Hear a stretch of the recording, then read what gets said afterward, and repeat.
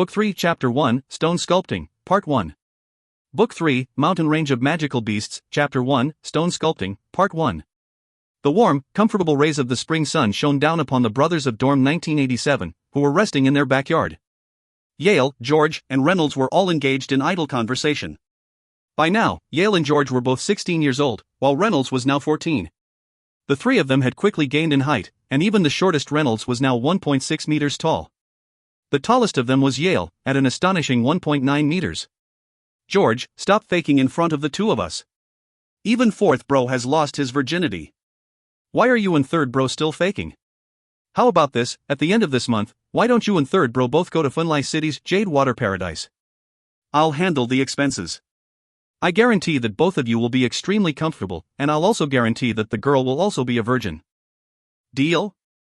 Holding two small stone weights, Yale was doing a chest workout while laughing as he spoke. Those two stone weights each most likely weighed around 20 to 30 pounds. Lindley generally disdained such light weights. George laughed as well. "Boss Yale, stop trying to force us. Why don't you guys go to the Jade Water Heaven while third bro and I go drinking? Isn't that a better idea?" Reynolds mocked from the side. "George, you simply aren't a man at all." George could only laugh helplessly. Suddenly, footsteps could be heard from outside the courtyard. Yale put down the two stone weights and headed towards the courtyard exit while saying, "I bet it is third bro, come on, time to eat." Before he finished his words, Yale suddenly went silent. He saw Lindley stride forward, carrying a huge rock on his shoulders, at least 3 feet high and 100 pounds heavy. But Lindley clearly was carrying this boulder into the dorm with ease. Yale, George, and Reynolds all stared, slack-jawed. Lindley casually set down the giant rock in a corner of the courtyard, and the weighty sound of the rock slamming into the ground made all their hearts tremble. "What the hell? Third bro, I know you are strong, but how are you this strong?" Yale stared at the boulder. "Is the boulder hollow or something?" As he spoke, Yale moved forward and stretched out his hands, giving the boulder a test. HRRRRRNGH. Yale used all of his strength, and his entire face flushed dark red, but that giant boulder seemed to be rooted into the earth as it didn't budge at all. "Boss Yale, stop wasting your energy. There's no way you can move it." Lindley laughed. Yale's physical strength was weaker than that of even a warrior of the first rank. How could he lift it? Reynolds stared at the boulder with round eyes. Letting out a few surprised breaths, he suddenly turned his head and stared at Lindley questioningly. "Hey, Lindley, why did you bring such a huge boulder into our dorm?" "Oh, I know." Reynolds' eyes lit up. "I've seen powerful warriors use their hands to lift up giant boulders as a form of weight training." "Are you preparing to start weightlifting, Lindley? Such a huge boulder could smash me into meat paste." George stared at the boulder, also letting out a few surprised breaths before turning to look questioningly at Lindley. "Third bro, why did you bring this giant boulder into our apartment?" Lindley smiled at his three brothers, and he said two words, "stone sculpting." Based on what Doran Coward had said, his sculptures were now qualified to be placed within the standard hall. But it took a lot of time to carve each piece, and usually a day wasn't enough.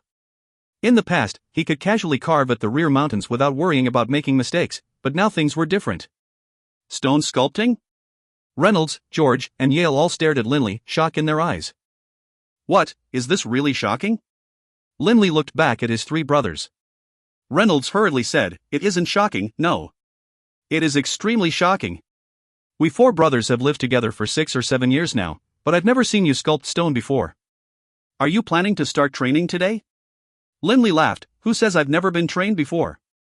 I've been practicing stone sculpting in the rear mountains for over 5 years now, but this time, after I finish this piece, I plan to take it to the Prue Gallery and display it there and see if it can be sold for any money." In order to come up with a sufficient amount of money to allow his little brother, Wharton, have sufficient funds to go with housekeeper Harry to the O'Brien Empire to request admittance and training, the Baruch clan had virtually exhausted all of its funds. But despite this, Hogg was still very happy. So what if his family had bankrupted itself? His elder son, Lindley, was a student at the Ernst Institute, and upon graduation would definitely become a powerful magus. And his younger son, Wharton, had the possibility of becoming a Dragonblood warrior. Hogg could already foresee the dawning splendor of the Baruch clan. The Prue Gallery? Upon hearing this, Yale and the other two looked at Lindley in shock. Lindley was the pride of their dorm, Dorm 1987. Despite being just 15 years old, he had entered the 5th grade at the Ernst Institute, and had been acclaimed alongside Dixie as one of the 2 ultimate geniuses of the Ernst Institute.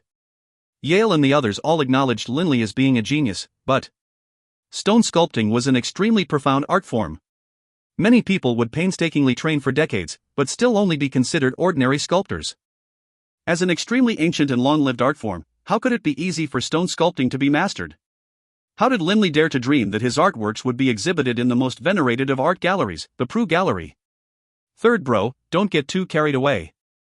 George joked in a consoling manner. Linley, I'm worried, your sculpture, will anyone actually buy it? Reynolds frowned, a look of disbelief on his face. Yale laughed loudly. Why are you guys acting like this?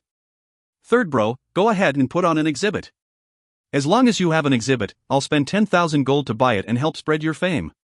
I'm telling the truth. Linley retrieved a straight chisel from his clothes. Straight chisel? Reynolds said in surprise. Linley, looks like you've made some preparations. But in the past, I was also prepared to learn stone sculpting, so I know that lots of tools are needed, including the straight chisel, the butterfly chisel, the triangular chisel, the jade bowl knife, and tools like saws. What, did you only prepare a single tool? George, Reynolds, and Yale all knew at least some rudiments about art. Linley didn't say too much. Wielding his straight chisel, Linley naturally entered a tranquil mental state. His spirit could feel the earth essence flowing through the boulder in front of him, and could even sense, just barely, the veins in it. Smiling, Linley began to use the chisel. The flashing chisel reflected the light of the sun, causing the nearby Reynolds and the others to squint. But all of them continued to stare at the boulder. Whoosh! Wherever the shadow of the chisel fell, large pieces of stone began to fall as well. How is this possible? Yale watched in astonishment. To remove such a large piece of rock, a saw should be used to chop it. He actually removed it with just a straight chisel. How astonishing must his wrist strength be? Next to him, Reynolds and George both fell totally silent. Wrist strength? To do this in such a manner as casually as Linley did, with every cut being perfectly even, was not something which could be accomplished just with strong wrists. Linley was as tranquil as a pond of still water. The straight chisel in his left hand stretched out, quickly carving through all parts of the boulder, and pieces of excess stone continuously rained down. The natural, elegant manner in which Linley carved was a treat to watch. Third bro, Yale, George, and Reynolds exchanged glances. At this moment, they all felt in their hearts that perhaps Linley truly was an expert stone sculptor. Tranquil. Natural. Peaceful. Linley very much enjoyed the feeling of stone sculpting. At his current level, Linley didn't have to consider how much effort or strength should be used in any particular place. The straight chisel in his hands would naturally attain the most perfect usage of force. This was a subconscious effect. Compared to the straight chisel school? None of the other schools of stone sculpting could be so effortless.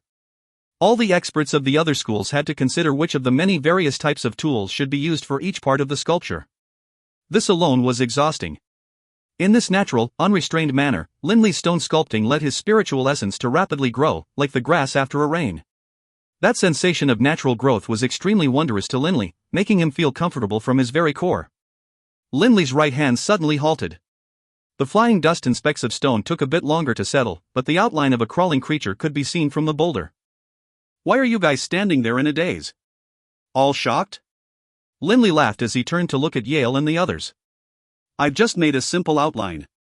There's a lot more time and effort I'll have to spend later. Come on, let's get lunch. Yale, George, and Reynolds all glanced at each other. Just based on what Linley had just shown them, all three of them were sure of one thing. Genius. Yale said admiringly. A genius amongst experts. George added. Even amongst stone sculptors, for someone to be able to reach Linley's level of proficiency in just 5 or 6 years was an event which occurred perhaps once in a century. If you find any errors, ads pop-up, ads redirect, broken links, non-standard content, etc., please let us know. Report chapter so we can fix it as soon as possible. Book 3, Chapter 2, Stone Sculpting, Part 2. Book 3, Mountain Range of Magical Beasts, Chapter 2, Stone Sculpting, Part 2. Within the Huadelhi Hotel. Per Yale, since we just found out today that Third Bro is an expert stone carver, we absolutely must go out and celebrate. Let's go to the Huadelhi Hotel. And just like that, the four of them had gone to the Huadelhi Hotel. As soon as they stepped foot within, many students patronizing the hotel turned to stare at them. The vast majority of the students' gazes were focused on Linley. Dixie, Linley. The most prominent, standout geniuses of the Ernst Institute. Any place they went became a focal point of attention. From far away, many students began to chat amongst themselves in lowered voices. The four brothers were seated, now, and the dishes had just arrived. Squeak squeak. Bibi, who had been napping lazily this entire time, stuck his little head from out of Linley's robes. His pair of slick, devilish little eyes stared at a gleaming roasted chicken on the table.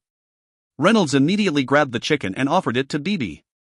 Bibi, see mere. Boss Linley, I'm gonna go eat. Bibi immediately said mentally to Linley. Before Linley even had the chance to reply, Bibi leaped onto the table, grabbed the chicken, and began to chomp down on it. In less than 10 seconds, the entire roasted chicken had been totally devoured by a little shadow mouse that was a full size smaller than it. Third bro, each time when I see how fast Bibi eats, my heart can't help but shudder. Yale laughed. After eating, Bibi turned around to look at Linley. Seeing grease cover Bibi's paws, Linley couldn't help but frown. Squeak squeak. Bibi intentionally chirped out twice towards Linley, and then half closed his eyes in a very self-delighted manner, while at the same time, his entire body radiated a black glow. The black aura expanded, and then, in the blink of an eye, disappeared. But Bibi's two previously oily paws as well as tail was now absolutely clean. Rubbing his small face, Bibi stared at Linley and chirped once, while saying mentally, Boss Linley, clean enough for ya? Linley couldn't help but laugh. Whoosh. With a flicker, Bibi once more burrowed his way into Linley's clothes. And then, the four brothers began to chat and eat. Right, third bro, if you intend to deliver your sculptures to the Prue Gallery, there's a few things you need to keep in mind. Yale reminded Linley. Oh, what do I need to remember? Linley asked. Linley didn't know a single thing about the system through which the Prue Gallery accepted new sculptures. Yale smiled. For most sculptures, on the lower left corner, the artist must leave an inscription of his name or pseudonym, signifying that this is your art. That's the first thing.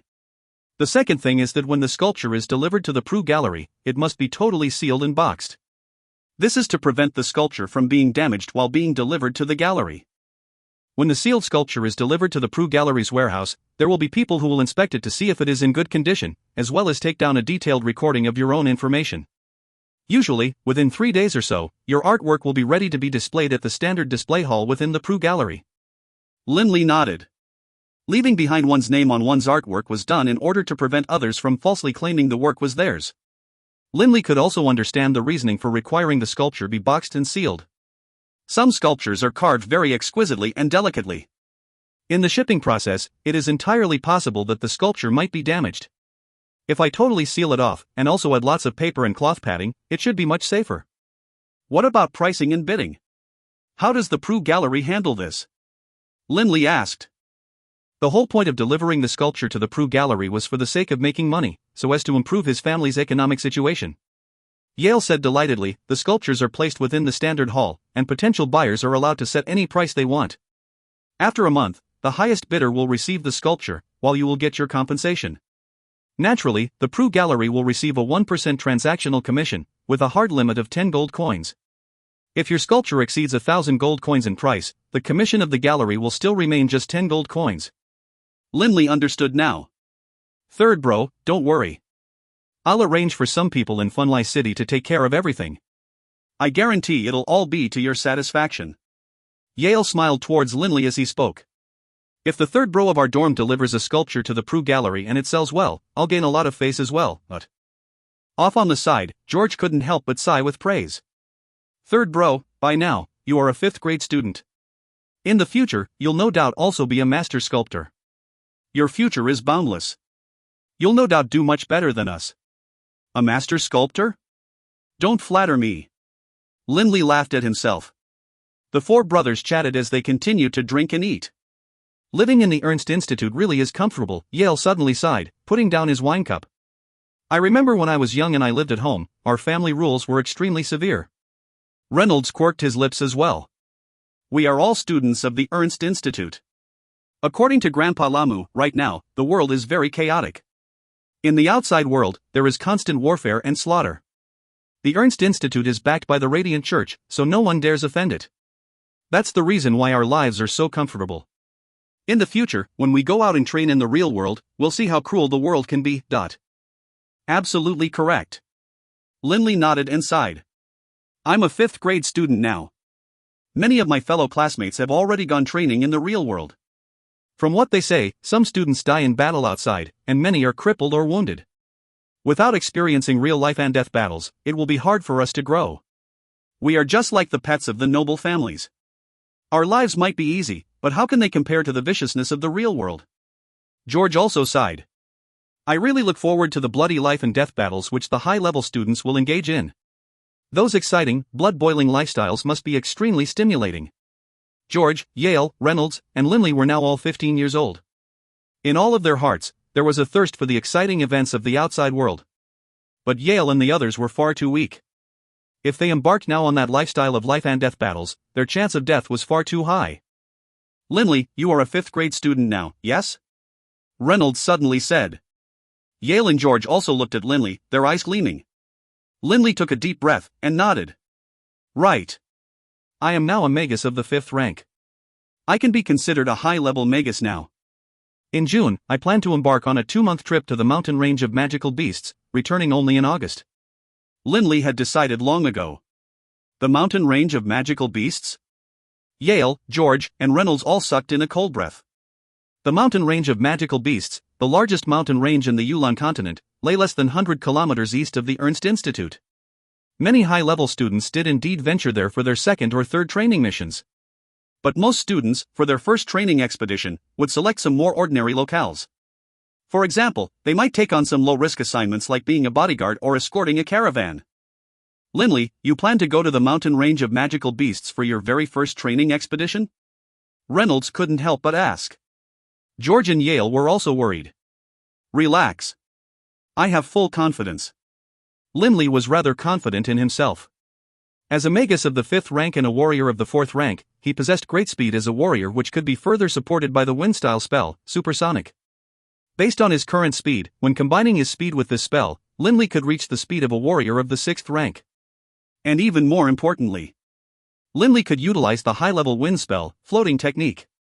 If you find any errors, ads pop-up, ads redirect, broken links, non-standard content, etc., please let us know. Report chapter so we can fix it as soon as possible.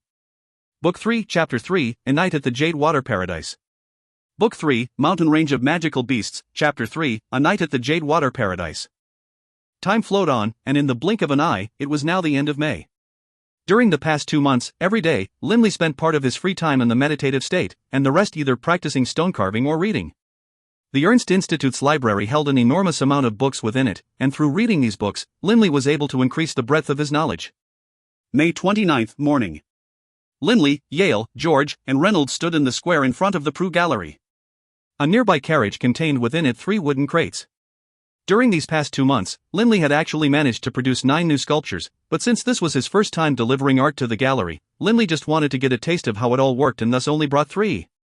Carry those 3 boxes, Yale directed. Some servants from Yale's clan began to lift and move the crates. Third bro, come with me.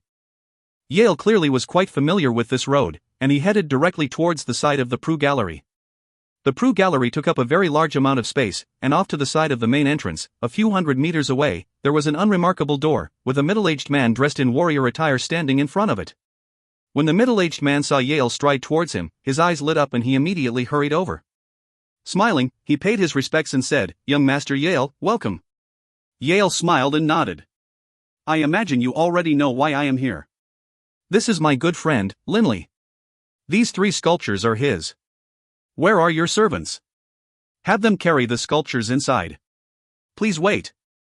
The middle-aged man smiled and nodded. Very soon, several movers emerged from the corridor, and the middle-aged man smiled towards Linley. "Young Master Linley, per the rules of our Prue Gallery, you need to leave behind your proof of identification. All you need to do is let us take down the details of your Ernst Institute student identification." The student identification of the Ernst Institute was more than enough proof. Linley withdrew his student identification. Accepting the identification papers from Linley, the middle-aged man glanced through them, and his eyes immediately lit up. Shocked, he raised his gaze back to Linley. 5th grade? Linley's grade was very visible on the identification papers. For someone so young to reach the rank of a magus of the 5th rank was quite surprising indeed. Yale couldn't help but say proudly, "This brother of mine is one of the 2 ultimate geniuses of the Ernst Institute." Last year, when he was only 14 years old, at the end-of-year exams, he reached the title of magus of the 5th rank. One of the 2 ultimate geniuses of the Ernst Institute. In his heart, the middle-aged man knew quite clearly that the future prospects for this young man standing in front of him, Linley, were boundless. His attitude immediately became much more obsequious. After recording down Linley's biographical details, he made a mark on each of the 3 crates. "Young Master Linley, everything is handled. All you have to do, young master, is to come back in a month and collect your remuneration." The middle-aged man smiled. "In a month? I don't have any time next month. Can we delay it to 3 months hence?" Linley asked. Linley was planning to head to the mountain range of magical beasts in a week or 2, and on this trip, he was planning on spending 2 months or so there. "No rush. As long as your sculptures find buyers, you can come back at any time to collect your fee." The middle-aged man nodded. Yale frowned. "HRM? What's going on?" "I remember that in the past, before accepting sculptures, you would first inspect the contents of the crate. Why aren't you doing an inspection this time?" The middle-aged man said, "The reason we inspect the insides of the crates is to prevent unscrupulous people from sending us some already damaged sculptures. If we are unable to detect the damage, they might claim that the damage was caused by the gallery and try to extort us. But since these 3 particular sculptures have been delivered by young Master Linley and you, young Master Yale, I have no concerns. I am confident that someone like you, young Master Yale, would not stoop to such actions." The middle-aged man knew exactly what he was doing. What sort of person was Yale? Extort the Prue Gallery? The amount of money that he might be able to extort probably wouldn't even be enough to count as pocket change for him. And the creator of these sculptures, Linley, was known as one of the 2 ultimate geniuses of the Ernst Institute. How could people like them lower themselves to such base actions? Day turned to night. On East Finlay City's main road, the fragrant Pavilion Avenue. The 3rd floor of the Jade Water Paradise. Linley and the other 3 had a room of their own. The nights at Finlay City were always quite busy. But the nights within the Jade Water Paradise were even more bustling, having reached a peak of busyness. The coquettish laughs of women could be heard non-stop, while the roaring, heroic laughter of men also constantly sounded out.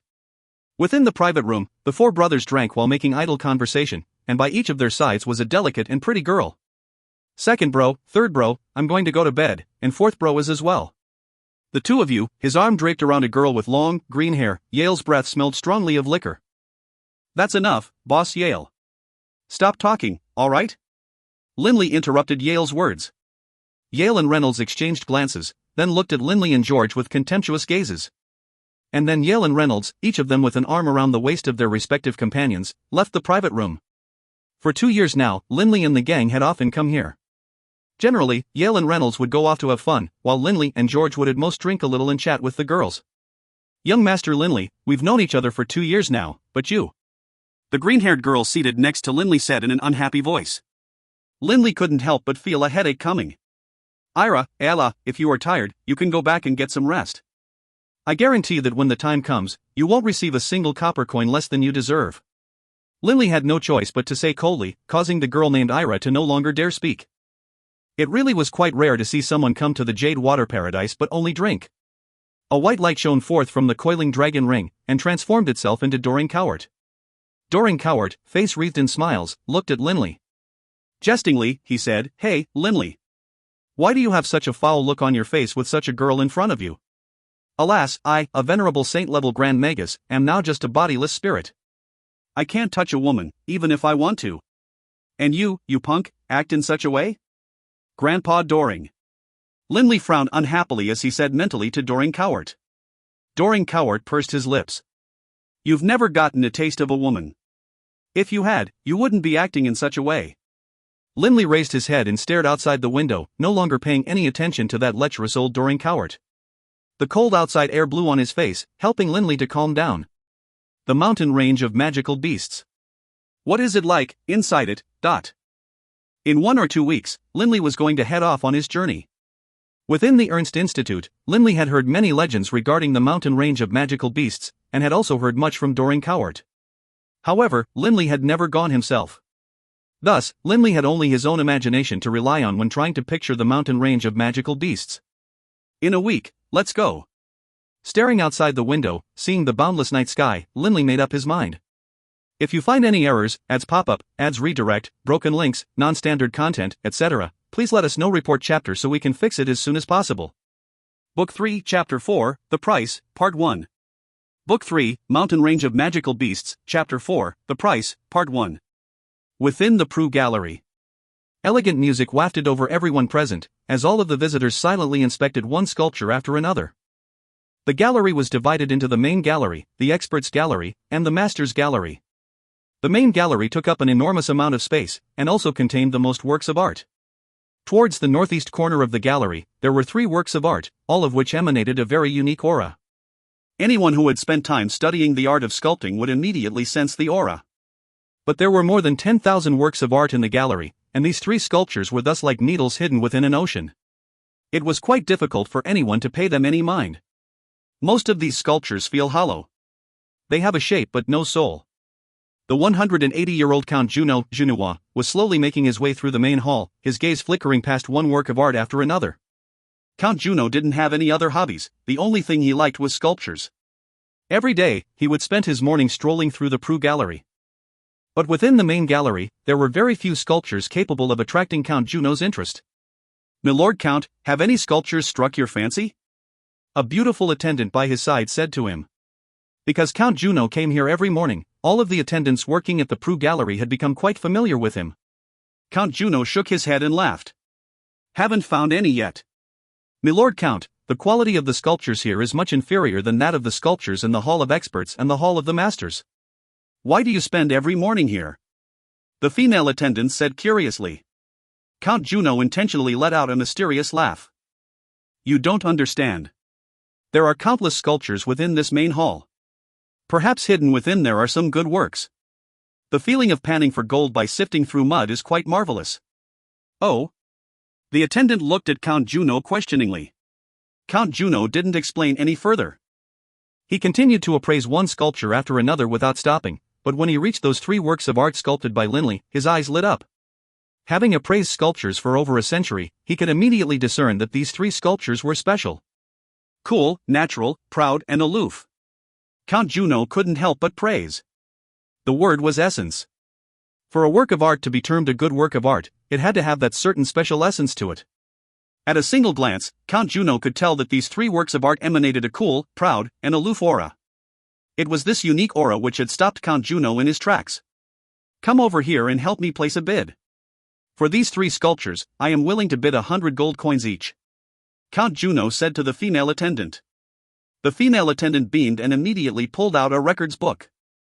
After recording down the registration number of each sculpture, she took out 3 pieces of paper and placed them next to the sculptures, with each piece of paper bearing the words 100 gold coins on them. While the female attendant was doing her administrative work, Count Juno continued to savor these 3 sculptures. "Wait a second." Juno's shadowy eyes suddenly lit up again as he stared fixedly at the sculpture of the Velocidragon. How is it possible that the scaly armor on the back of the Velocidragon shares the same outline and line with the leg, as though it were all done as part of one series? Logically speaking, the scaly carapace should have been carved by a butterfly chisel, while the leg should have been carved using the straight chisel. No matter how careful one is, a sculptor can't possibly make the lines flow together 100% perfectly. Count Juno had studied sculpture for over a century. Originally, he wasn't a particularly wealthy noble, but based on his keen sight, he had collected many sculptures at a low price which he would later sell at a much higher price. This was how Count Juno had become one of the wealthy nobles of Funlight City. Can it be that it was carved using a single tool? Impossible. Aside from the butterfly chisel, what tool could possibly have been used to carve out such perfect, exquisite details in each protruding scale? Count Juno frowned, concentrating fiercely. He had never seen something so queer. "Milord Count?" Seeing him in a daze, the female attendant couldn't help but call out to him softly. Count Juno's eyes flickered. He said to himself, "I didn't expect that I would encounter such a unique work of art in the main hall of the Prue Gallery. I can't let others notice it. If I bid 100 gold coins, some people will take special notice of it. It might cause the price to dramatically increase." Count Juno immediately made his decision. He would leave these sculptures alone for a few days, and come back later to bid on it during the final 2 days. "Help assist me in canceling my offer," Count Juno directly said to the woman next to him. "Cancel?" The female attendant was startled. Based on their normal rules, once a bid was made, it could not be retracted. But Count Juno was a very old, long-standing customer of the Prue Gallery, and so the female attendant very matter-of-factly removed the 3 bidding stickers. "Might I ask, Milord Count, why you have retracted your bid?" the female attendant asked. Count Juno smiled mysteriously. No need for you to ask. Oh, right, I want to ask you, how many days have these 3 sculptures been on display? The female attendant flipped through her records, then smiled. These 3 sculptures will be on display until June 30th. They were just brought here to the main hall yesterday. Count Juno nodded fractionally. All right, I'll wander around a bit. You can go ahead and do what you need to do. Count Juno smiled. But in his heart, Count Juno secretly rejoiced.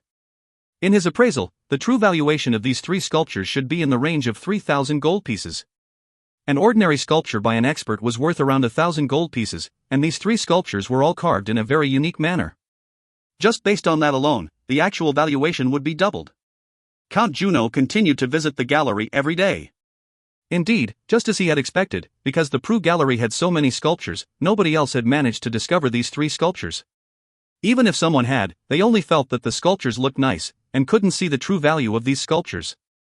June 10th. Count Juno once more arrived at the Prue Gallery. Casually strolling about the main hall, he browsed through the selections. But once he reached the 3 sculptures, his face tightened. Next to each of the sculptures, there was a bidding slip. 3 stone sculptures, each one with a bid for 300 gold coins. Seeing this bid, Count Juno inwardly seethed. Fool! Even if you saw the true value of the sculptures, why would you bid such a high price right off the bat? This will just draw more attention to it. Count Juno's heart was filled with rage, but there was nothing he could do. He didn't have the authority to retract someone else's bid. Everything unfolded just as he predicted and feared. June 12th, Count Juno once again reached the 3 sculptures. By now, the price had changed once again. 500 gold coins? Count Juno's eyes narrowed to slits. Seems like there's quite a few people who know quality when they see it. If you find any errors, ads pop up, ads redirect, broken links, non-standard content, etc. Please let us know. Report chapter so we can fix it as soon as possible. Book 3, Chapter 5, The Price, Part 2. Book 3, Mountain Range of Magical Beasts, Chapter 5, The Price, Part 2. Count Juno still refused to make a bid. He planned to make his bid on June 30th. As time flowed past, the valuation of the 3 sculptures continued to rise, but because even an expert crafter's work was valued at around 1,000 gold, the price rose rather slowly. 500 gold coins. 510 gold coins. 515 gold coins. The bids continued to rise slowly. By June 29th, they had only risen to 625 gold coins. June 30th. Count Juno actually did not appear this morning, which was quite a rare occasion. He waited until nightfall, because the Prue Gallery did not close until midnight. Linley's 3 sculptures would also be removed from the gallery at midnight. The price yesterday was 625 gold coins. I'll make my bid at the end. Count Juno smiled as he walked towards the 3 sculptures. 900 gold coins? What idiot made this bid? Upon seeing the highest bid, Count Juno's heart exploded with fury. The price yesterday was just 625 gold coins, but in a day, the price had risen so dramatically. Although Count Juno was furious, there was nothing he could do. He decided to wait patiently, and after a long period of time, he finally looked up to see the clock up above. It's already 11 p.m. In an hour, the place will close. Count Juno revealed a hint of a smile. In Funlai City, Count Juno could be considered a middle-class noble. When he was young, Count Juno was actually quite poor. Later, it was due to his shrewd investment in and collecting of sculptures that helped him slowly gain wealth. His current net worth was in the hundreds of thousands of gold coins. He could be considered a rather well-off noble. Count Juno, you are here as well? A whiskered middle-aged man in a swallow shirt smiled as he walked over. Upon seeing this person, Count Juno's countenance changed, but he still was able to smile calmly. Count Demu. It's almost 11. Why are you here? But in his heart, Count Juno felt that things had just taken a turn for the worse. Count Juno and Count Dem were both considered rather famous collectors of sculpture within the noble circles of Funlai City. Me? For these 3 sculptures, of course. Count Dem stroked his whiskers, then said contentedly, Count Juno, take a look. The lines and aura of these 3 sculptures are so very mesmerizing. The expert who was able to produce such a unique aura must surely also be a unique person. Count Juno's heart trembled. Indeed. This Count Dem had also seen the value of these 3 sculptures. For him to arrive at 11 o'clock most likely meant he had the same idea as Count Juno. Miss, come over here, please. Count Dem said quite courteously to a nearby female attendant, who walked towards them with a smile. Count Dem pointed at Linley's 3 sculptures. I'm willing to pay 1,000 gold coins for each one of these sculptures.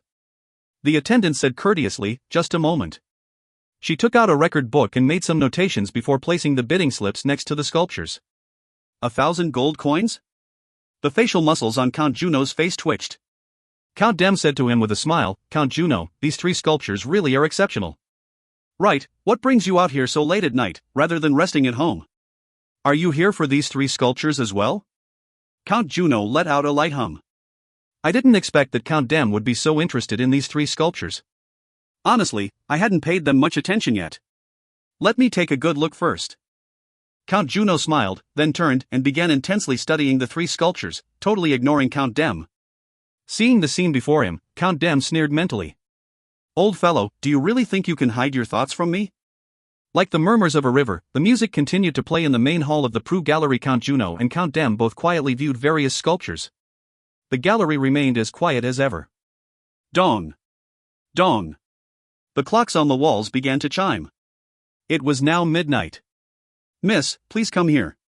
Count Juno said to the attendant, who immediately ran over. These 3 sculptures, I am willing to buy for 1,010 gold pieces. Count Juno made his bid at the last moment. The attendant saw that the current bid on the sculptures was 1,000 gold pieces. She couldn't help but glance sideways at Count Juno. It was quite fortunate that Count Juno had added 10 pieces, and not just 1. Please wait a moment. The attendant took out her record book. Count Juno, you actually just overbid by 10 gold pieces? I'll offer 1,100 gold pieces. Count Dem's voice rang out. Count Juno frowned as he turned to stare at Count Dem, who was casually striding over with a jocular air, an arrogant look in his eyes. As it turned out, Count Dem had been paying attention to Count Juno this entire time, and as soon as Count Juno made his bid, he came over. I bid 1,200. Count Juno said in a low voice, his fury clearly visible. Seeing the oncoming struggle between the 2 nobles, the attendant closed her record book and stood off to the side, happily watching the battle. The attendants of the Prue Gallery loved to see customers enter bidding wars. Count Dem glanced at Count Juno with astonishment. Count Juno, even the sculptures in the Hall of the Experts is worth only around 1,000 gold coins. How could a frugal man such as you be willing to pay 1,200 gold? Frugal. Miserly was the word. Count Juno was notorious for his miserliness. Count Juno, if even you are willing to bid 1,200, then I can't be stingy either. 1,300 gold pieces. Count Juno's gaze was ice cold. The only reason why I am willing to offer a high price for these 3 sculptures is because I am fond of them. Their real value is only around 1,000 gold or so. 1,500 gold pieces. If you, Count Dem, are willing to make a higher bid, then you can take them. Count Juno made his final offer. In all honesty, Count Dem was not as insightful as Count Juno. He didn't discover the unique, strange aura to these statues. In Count Dem's eyes, these statues didn't hold any secrets. They were just 3 good pieces of art, worth 1,000 gold or so. If he raised the price any further, there wouldn't be much point. Ha ha. Count Dem laughed. It's so rare for Count Juno to be so refreshingly magnanimous in his bidding. In honor of this occasion, I certainly can't rob a man of his beloved possessions. These 3 sculptures are all yours, Count Juno. Only now did the attendant step forward again and begin recording the bid into her book. Milord Counts, it is already midnight. The gallery is about to close. Count Juno, tomorrow I will arrange for people to deliver the sculptures to you. The attendant smiled. Only now did Count Juno also smile. Count Juno flicked a glance at Count Dem, feeling scornful. Kid. How many years have I spent analyzing stone sculpting? You don't have any insight, and you still want to bid against me? If you find any errors, ads pop-up, ads redirect, broken links, non-standard content, etc., please let us know. Report chapter so we can fix it as soon as possible. Book 3, Chapter 6, The Invitation. Book 3, Mountain Range of Magical Beasts, Chapter 6, The Invitation. HRM, there were 3 sculptures in the main hall which sold for 1,500 gold pieces each. Ostoni, Aozituani, a manager at the Prue Gallery, stared at the records in astonishment. After flipping through the biographical details of the sculptor, Linley, he couldn't help but be even more amazed. These 3 are all made by Linley, and he's only 15? The world of sculpture was definitely that of a pyramid. The entire Holy Alliance had only 5 or 6 master-level sculptors who stood at the peak of this field, and perhaps 100 or so expert sculptors. From this, one could imagine how rare these experts were. Usually, someone who could be termed an expert sculptor was someone who had an understanding of life and whose skill in this art was such that he could infuse this understanding into his sculptures. Only then would their sculptures have special auras. A 15-year-old expert sculptor? All but unheard of. And this Linley fellow was a student at the Ernst Institute? Ostoni was growing more and more shocked. The Ernst Institute was the #1 Magus Academy in the entire Yulan continent. And he is a student of the 5th class? A 15-year-old student of the 5th class? Ostoni sucked in a cold breath. Genius. Even if these 3 sculptures were only worth 1,000 gold apiece, based on the age of the sculptor alone, the true value of these sculptures would definitely be several times greater. Ostoni became absolutely convinced of this. For a 15-year-old sculptor to be able to produce sculpture at this level meant that the value of his artwork would be exponentially greater. For this 15-year-old sculptor to also be a student at the Ernst Institute meant that he was a genius amongst geniuses. Once again, this would multiply the value of his sculptures. This afternoon, I am going to the Ernst Institute. It has been quite some time since the Prue Gallery has enrolled a new expert sculptor amongst our ranks. Ostoni made his decision. By virtue of the fact that all 3 of his sculptures had fetched a high price, Linley clearly had proved his worth. He was fully qualified to be invited to have his sculptures displayed in a private booth in the Hall of Experts. That very afternoon, a horse carriage drew up outside the main gates of the Ernst Institute. It was Ostoni and 2 guards. Arriving at the main gate, Ostoni took out his identification showing himself to be a manager at the Prue Gallery. The Ernst Institute actually deployed one of their own guards to escort him. At the instructional areas for the 5th grade students at the Ernst Institute. Mr. Ostoni, this is where most of the instructors for the Magi of the 5th rank congregate. Smiling, the escort pushed the door open. Currently, around 10 or so Magi were here, chatting and laughing. To be qualified to instruct Magi of the 5th rank, one would be a Magi of the 7th or perhaps even the 8th rank. As the door opened, these Magi of exalted rank all turned to look. Milords, this is Mr. Ostoni of the Prue Gallery. He has some business which he would like to beseech your aid for. The escort said respectfully. The Magi all nodded calmly. The Prue Gallery had multiple branches in all of the kingdoms and empires in the Yulan continent, and it possessed astonishing power and influence. Thus, even proud, arrogant Magi would be fairly cordial when dealing with the Prue Gallery. Milords Magi, Ostoni said with a smile. I'm here in search of a student named Linley? Linley? All of the Magi laughed. Amongst them, a purple-robed Magi said with a smile, Linley? That's one of the 2 utmost geniuses of the Ernst Institute. He is a dual-element magus, wielding earth and wind. Go speak with his wind-element instructor. He might know. You can forget about the earth-element instructor. This Linley fellow, in the past 3 months, has only shown his face twice in our earth-element classes. A whiskered old man said unhappily. But Linley attends virtually every single wind-element class. Another bearded elder said with a smile, I am Linley's wind element instructor. I'm fairly knowledgeable about him. If you have any questions, you can ask me. Ostoni nodded. A month ago, Linley brought 3 sculptures over to the Prue Gallery. His sculptures already possess the grandeur of an expert. Based on the price it fetched this month, we have determined that Linley is qualified to have his sculptures displayed in a private booth in the Hall of the Experts. Thus, I have come to gift him with a silver Magicard. A private booth? Those Magi were all amazed. These proud, lofty Magi were all fairly knowledgeable when it came to sculptures. They all knew that it was extremely hard to even carve a physically perfect sculpture, much less one with a special aura or essence. To have a private booth at the Prue Gallery was the dream of countless sculptors. Are you sure it was Linley? This Linley fellow is normally quite diligent and hardworking in his studies. And he is only 15 years old. Linley's wind element instructor, that silver-haired, white-robed old man said disbelievingly. Ostoni smiled. This is beyond any question. At the Prue Gallery, we recorded down all of Linley's biographical data. And, based on our data, he came to the Prue Gallery in the company of young Master Yale. Those Magi all nodded. And then, they all began to talk amongst themselves animatedly. One of the 2 utmost geniuses of the Ernst Institute was actually an expert sculptor as well. For a genius magus to be able to secure a private booth at the Prue Gallery was something which would rarely occur even a single time over the course of 1,000 years. Naturally, these magi were all amazed.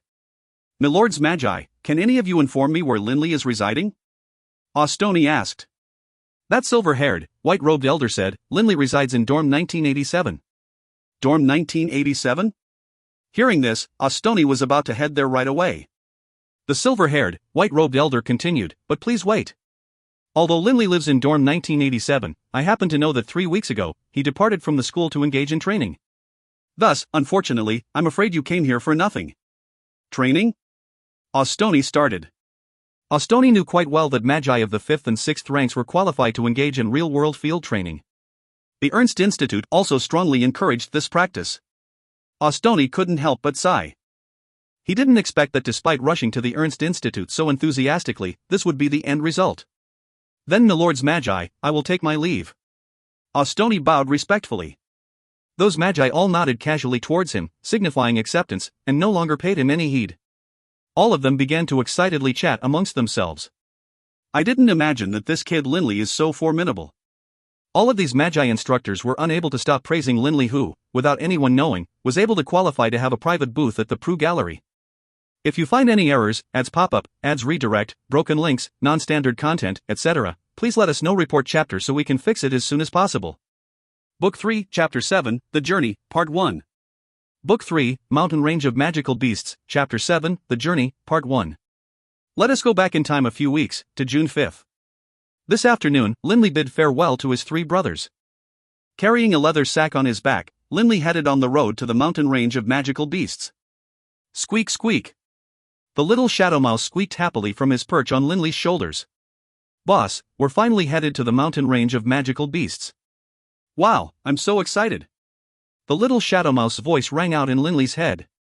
Linley just smiled. At this time, a white ray of light shone out and transformed into Doring Cowart. Doring Cowart instructed, "Linley, when traveling alone, you must be careful. Perhaps you will meet with bandits." "I know, Grandpa Doring." Linley laughed. Grandpa Doring had already repeated his warnings over and over about the dangers of traveling solo. Right now, Linley was dressed in sturdy cloth slacks and a sleeveless shirt. Just judging from his bulging alone, anyone would definitely be certain that he was a warrior. Per Grandpa Doring, in the mountain range of magical beasts, a mage's robes would be rather unwieldy and get in the way. Linley moved very quickly. Although the road from the Ernst Institute to the mountain range was rather rough, based on Linley's stamina as a warrior of the 4th rank, in a single hour he easily traversed 40 kilometers. Just at this time, he suddenly saw 3 people up ahead. HRM? Linley's gaze focused on one person in particular. That person was actually dressed in the robes of a student of the Ernst Institute. Of the other 2, one was extremely muscular and bore a giant warblade on his back. The other man was extremely skinny, and had a short sword sheathed by his side. That skinny man alertly turned his head and stared at Linley. Linley couldn't be bothered to pay attention to them, and just sped up, preparing to pass them by. "Linley, is that you?" a voice suddenly said. Linley turned his head questioningly. That man dressed in the robes of a magus of the Ernst Institute smiled and called out, "Linley, I'm Delsarte, de Chatilly, remember me?" "Oh, Delsarte, it's you." Linley came to a halt. Linley actually knew this Delsarte. Delsarte, like him, was a wind magus of the 5th grade class. Although they couldn't be considered to have a deep friendship, they were classmates after all. Delsarte brought the 2 warriors over, smiling as he warmly said, "Linley, I didn't expect that you, a magus, would be dressed like this. I barely recognized you. Only when I saw that little shadow mouse on your shoulder did I realize it was you.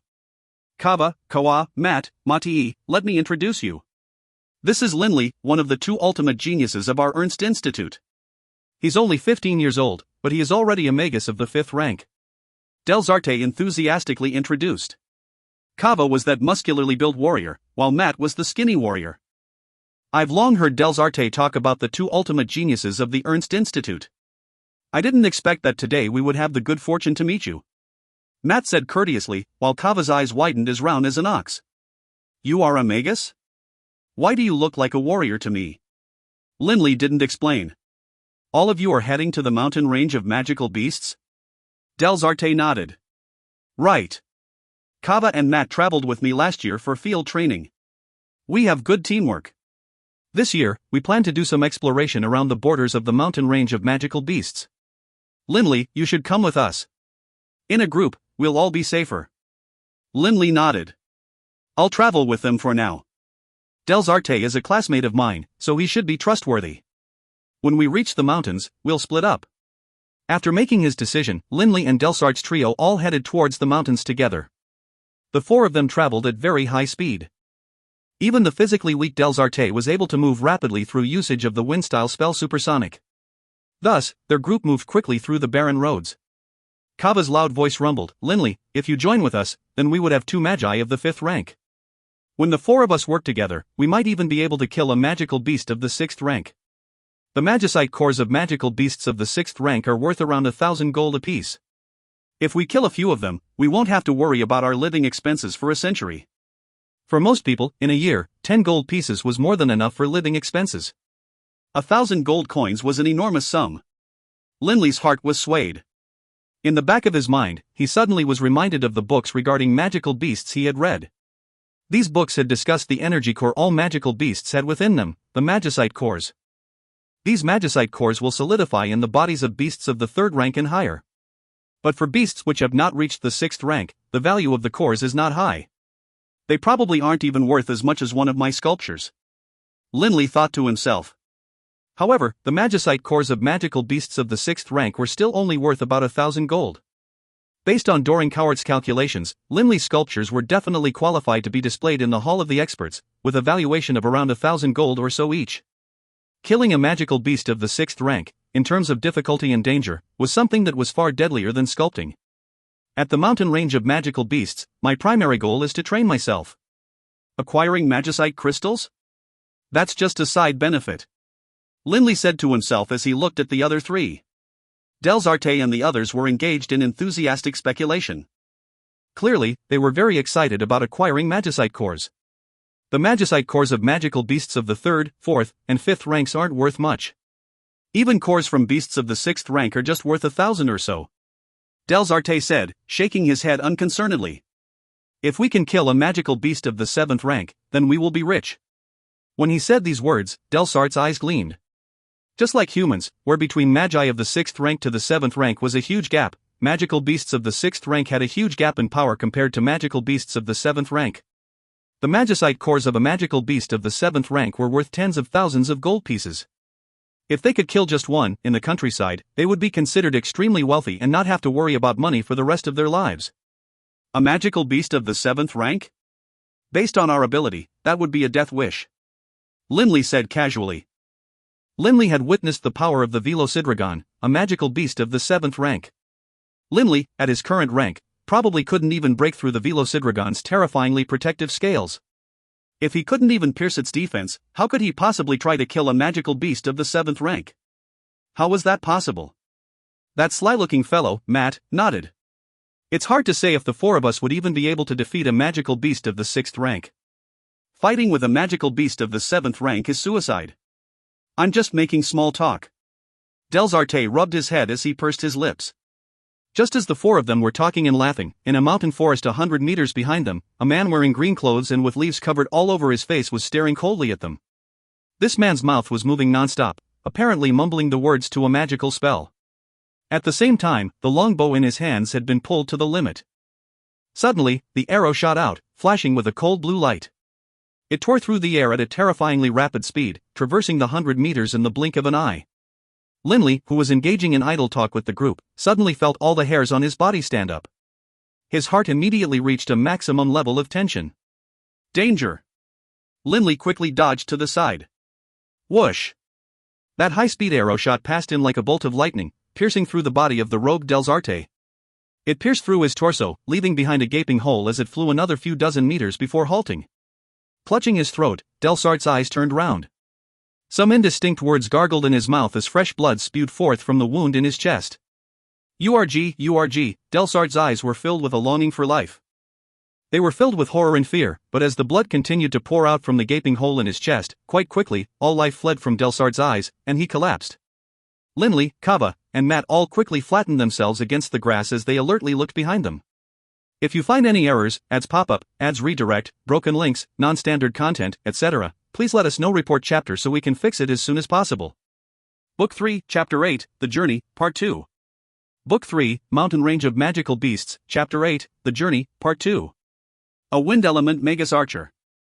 Based on how that arrow of his melded both the supersonic and precision spells, this Wind Element Magus Archer must have at least reached the 5th rank. Doring Cowart's voice rang out in Linley's mind. Based on this fellow's prowess, if he gets within 50 meters of you, even if you are able to dodge, you will still suffer a severe injury. Flee. Linley's heart trembled. Give up all your valuables, and I'll spare your lives. A cold voice rang out, and then over 10 men dressed in dark green burst out of the forest. All of them were wielding longbows, with short swords at their waists. These 10 people stared coldly at Linley and the other two while pressing closer and closer. But the speaker did not appear. Linley and the others glanced at each other. They didn't hand over their valuables. They only watched warily as the archers approached. Fire! That cold voice rang out again. The wind element magus behind them was quite decisive. Since Linley and the other two didn't immediately surrender, he immediately issued the order to kill. Twang twang twang twang. With abruptness, the archers all shot their arrows, and the arrows soared towards Linley's group, who hurriedly dodged. In addition to dodging, Kava also used the huge warblade in his hands to block some arrows. Linley executed the wind-style spell supersonic, allowing himself to dodge aside easily while still maintaining enough presence of mind to watch the other two. Matt was dodging non-stop, quite precise and quite careful, while also using his short sword to deflect arrows. But Kava was not as agile. While wielding a giant warblade, he clearly could not move very quickly. He was primarily using his giant warblade as well as a thin layer of battle chi to defend himself. And indeed, the threat of those arrows was not too high, a warrior of the 5th rank could withstand them. Raw or die. Kava roared furiously, charging forward towards the archers with his warblade in hand. Seeing this, a killing gaze appeared in the eyes of the wind-style magus archer hiding in the forest. He once more drew the bowstring to his longbow and began to chant the words to the supersonic and precision spells, causing his longbow and arrow to glitter with gold and blue light. Roaring furiously, Kava continued charging towards the archers, but halfway there, he suddenly sensed a blue gleam flash before him. Before he was able to react, the arrow was right there, in front of him, terrifying him to the point that cold sweat instantly drenched his clothes. He immediately lifted up his giant warblade to block. But however... Arg! The arrow pierced straight into his skull. Kava stood there stupidly, his eyes filled with disbelief. He clearly had been able to use his warblade to block the arrow. How did it kill him? His eyes filled with disbelief and questions, all the light faded from his gaze and he toppled down, like a collapsing mountain. The far away Linley felt his heart tremble. The wind-style supportive spell, Precision. It really is precise. As a wind-style magus, Linley knew very well that this supportive spell, Precision, when used to support an archer, could cause the archer's arrows to undergo minute course corrections en route to its target. For example, just now, Kava did indeed get his warblade up in time to block, but just by adjusting its direction slightly, the arrow went straight through Kava's skull. Wind-style magic, when paired with a longbow, really is terrifying. Linley felt secretly shocked, but in the next instant, he immediately began to chant the words to a magical spell. The two of you had best surrender obediently. That cold voice rang out once more from the forest, and the 10 or so archers also laughed arrogantly. A wind-style magus archer required both powerful magical abilities as well as sufficient physical strength to utilize a longbow properly. A wind-style magus archer was an extremely terrifying long-range attacker. A murderous gaze flashing through Linley's eyes, as he stared at those 10 archers as though they were just corpses. Crack! Crack! Crack! Crack! Suddenly, the earth trembled, and one earthen spear after another erupted from beneath the 10 archers. One sharp, gleaming stone spear after another pierced into the legs and chests of the archers, filling the ground with fresh blood and the air with their screams. Earth-style spell of the 5th rank, Earthen Spear Array. Miserable cries split the air. Dozens of earthen spears had erupted simultaneously from beneath them, each spear over a meter high. In the blink of an eye, the troop was pierced by the dense array of spears, which had caught them unawares, like a devastating ambush. All of the 10 archers entered a state of pain and despair. Leader, save us, save us. A man who had been impaled in the stomach cried out miserably. Another archer who had been pierced through in his thighs also cried out with pain. Of the troop of archers, 4 died on the spot, while nearly 10 of them were severely injured. Their combat ability had essentially been destroyed. An earth-style magus. The archer hidden in the woods felt greatly shocked. Him and his men had been hidden here, on the outskirts of the mountain range of magical beasts, for quite some time now, ambushing and killing travelers, and had accumulated quite a bit of treasure. Generally, when he launched his ambush, he would first kill the enemy's Magus. An enemy Magus, after all, could also launch long-range attacks. Therefore, they posed the greatest risk. He didn't expect that after killing one Magus, another one would show himself. Let's go. Taking advantage of his opponents being caught off guard, Linley immediately utilized the supersonic spell to increase his speed to its maximum limits, hurriedly scurrying away and disappearing off into the distance. Linley knew quite well that he had no way to attack the Magus archer hiding in the woods. Their distance was too great, and even magic had range limitations. But if he closed in on the Magus archer, he perhaps wouldn't be able to block the assault of a wind element Magus archer. Running away at maximum speed, Linley fled nearly 30 kilometers. "Boss, why'd you run away? That Magus archer might have posed some risk to you, but if I were to attack, I would have killed his easy. Why didn't you let me kill him?" The little shadow mouse BB mentally grumbled angrily to Linley. Linley knew quite well how powerful the little shadow mouse BB had become. When Linley was just 8 years old, the little shadow mouse already had a speed surpassing that of a warrior of the 6th rank. But 7 years later, with Linley 15 years of age, although BB's physical size had not changed, his speed was almost on par with that of a warrior of the 9th rank. Based on the little shadow mouse speed, that Magus archer probably wouldn't even be able to aim at him. "This is my training excursion. I should try to resolve everything based on my own ability," Linley explained. Jumping onto Linley's shoulders, the little shadow mouse scratched at Linley as angry squeaking sounds came from his sharp teeth. Mentally, he was angrily shouting at Linley, "Boss, you are going too far. I also need to train, I also need to fight." Looking at the little shadow mouse, Linley couldn't help but laugh. "Fine, when we reach the mountain range of magical beasts, if we run into any powerful monsters, I'll let you fight them, deal? That's more like it."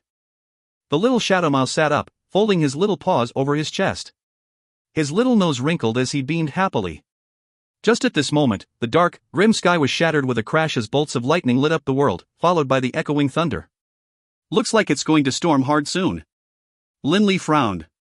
Linley immediately sped up, hastening towards the mountain range of magical beasts.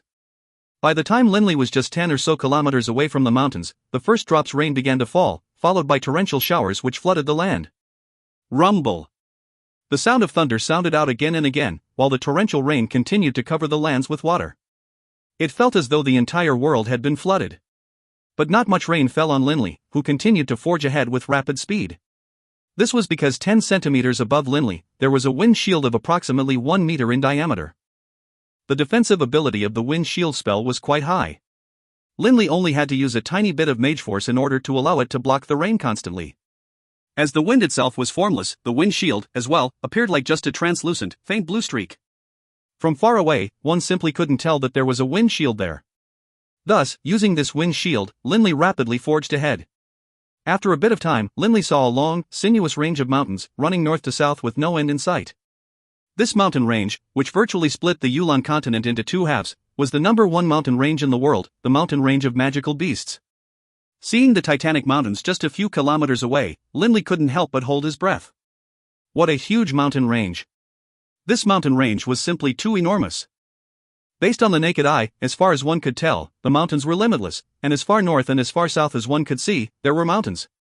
Seeing the boundless mountains in this mountain range was like seeing the boundless water in the sea. It stretched into infinity. This is the mountain range of magical beasts, the #1 mountain range in the continent. How many magical beasts does it hold? How many saint-level magical beasts, for that matter? At this moment, Doring Coward appeared by Linley's side, his gaze distant and lofty. "It has been a long time since I have come to the mountain range of magical beasts." A look of excitement shone from Linley's eyes. "Let's go!" Filled with a heroic air, Linley charged through the all-encompassing rainstorm towards the mountain range, while the little shadow mouse, BB, squeaked excitedly from Linley's shoulders. Under the cover of the rainstorm, Linley quickly entered the endless mountains. If you find any errors, ads pop up, ads redirect, broken links, non-standard content, etc., please let us know. Report chapter so we can fix it as soon as possible. Book 3, Chapter 9, The Mountain Range of Magical Beasts, Part 1. Book 3, Mountain Range of Magical Beasts, Chapter 9, The Mountain Range of Magical Beasts, Part 1. The mountain range of magical beasts was vast and boundless. Within it, Linley could see ancient pines that were centuries or millennia old, blotting out the landscape. All sorts of various grasses filled the land, and thistles and thorns were equally commonplace. Dry leaves covered the land, with each step, they crackled and popped. Ancient vines and weeds could be seen everywhere. With all of these weeds, dense vines, and trees which have been around for who knows how long, even if a magical beast were just 10 meters away from me, I still probably wouldn't sense it. Linley grew apprehensive.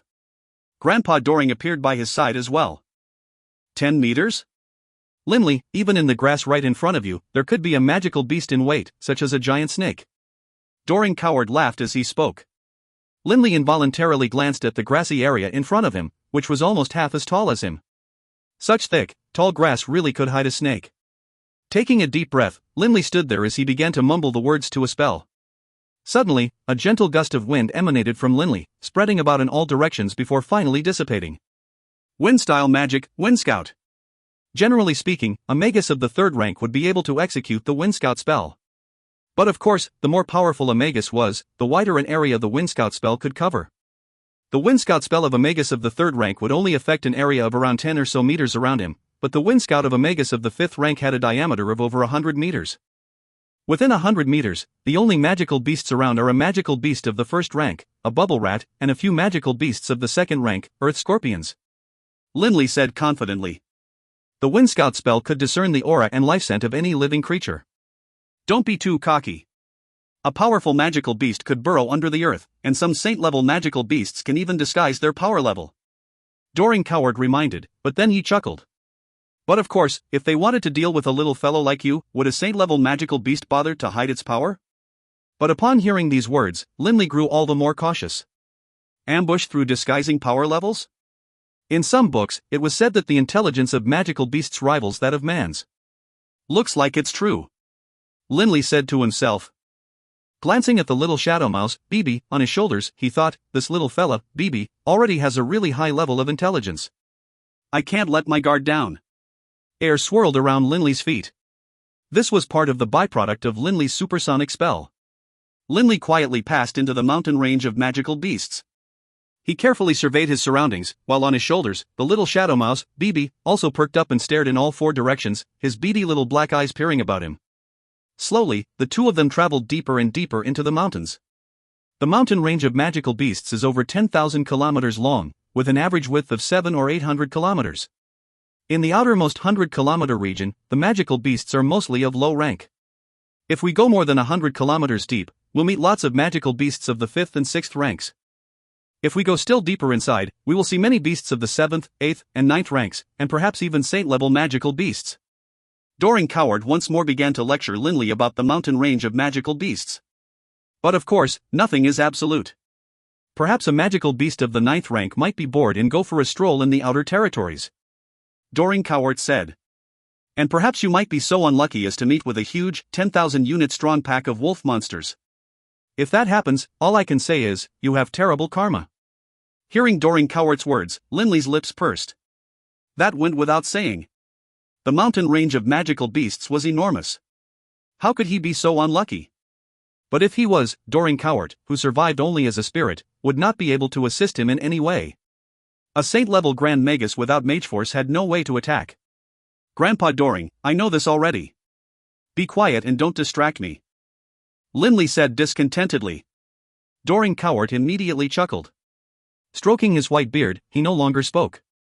The mountain range of magical beasts was a place of deep mountains and ancient trees. The trees were so thickly clustered that virtually all of the rain was blocked, with just a few drops occasionally sprinkling down. After walking for a period of time, he realized that this outer region was indeed not that dangerous.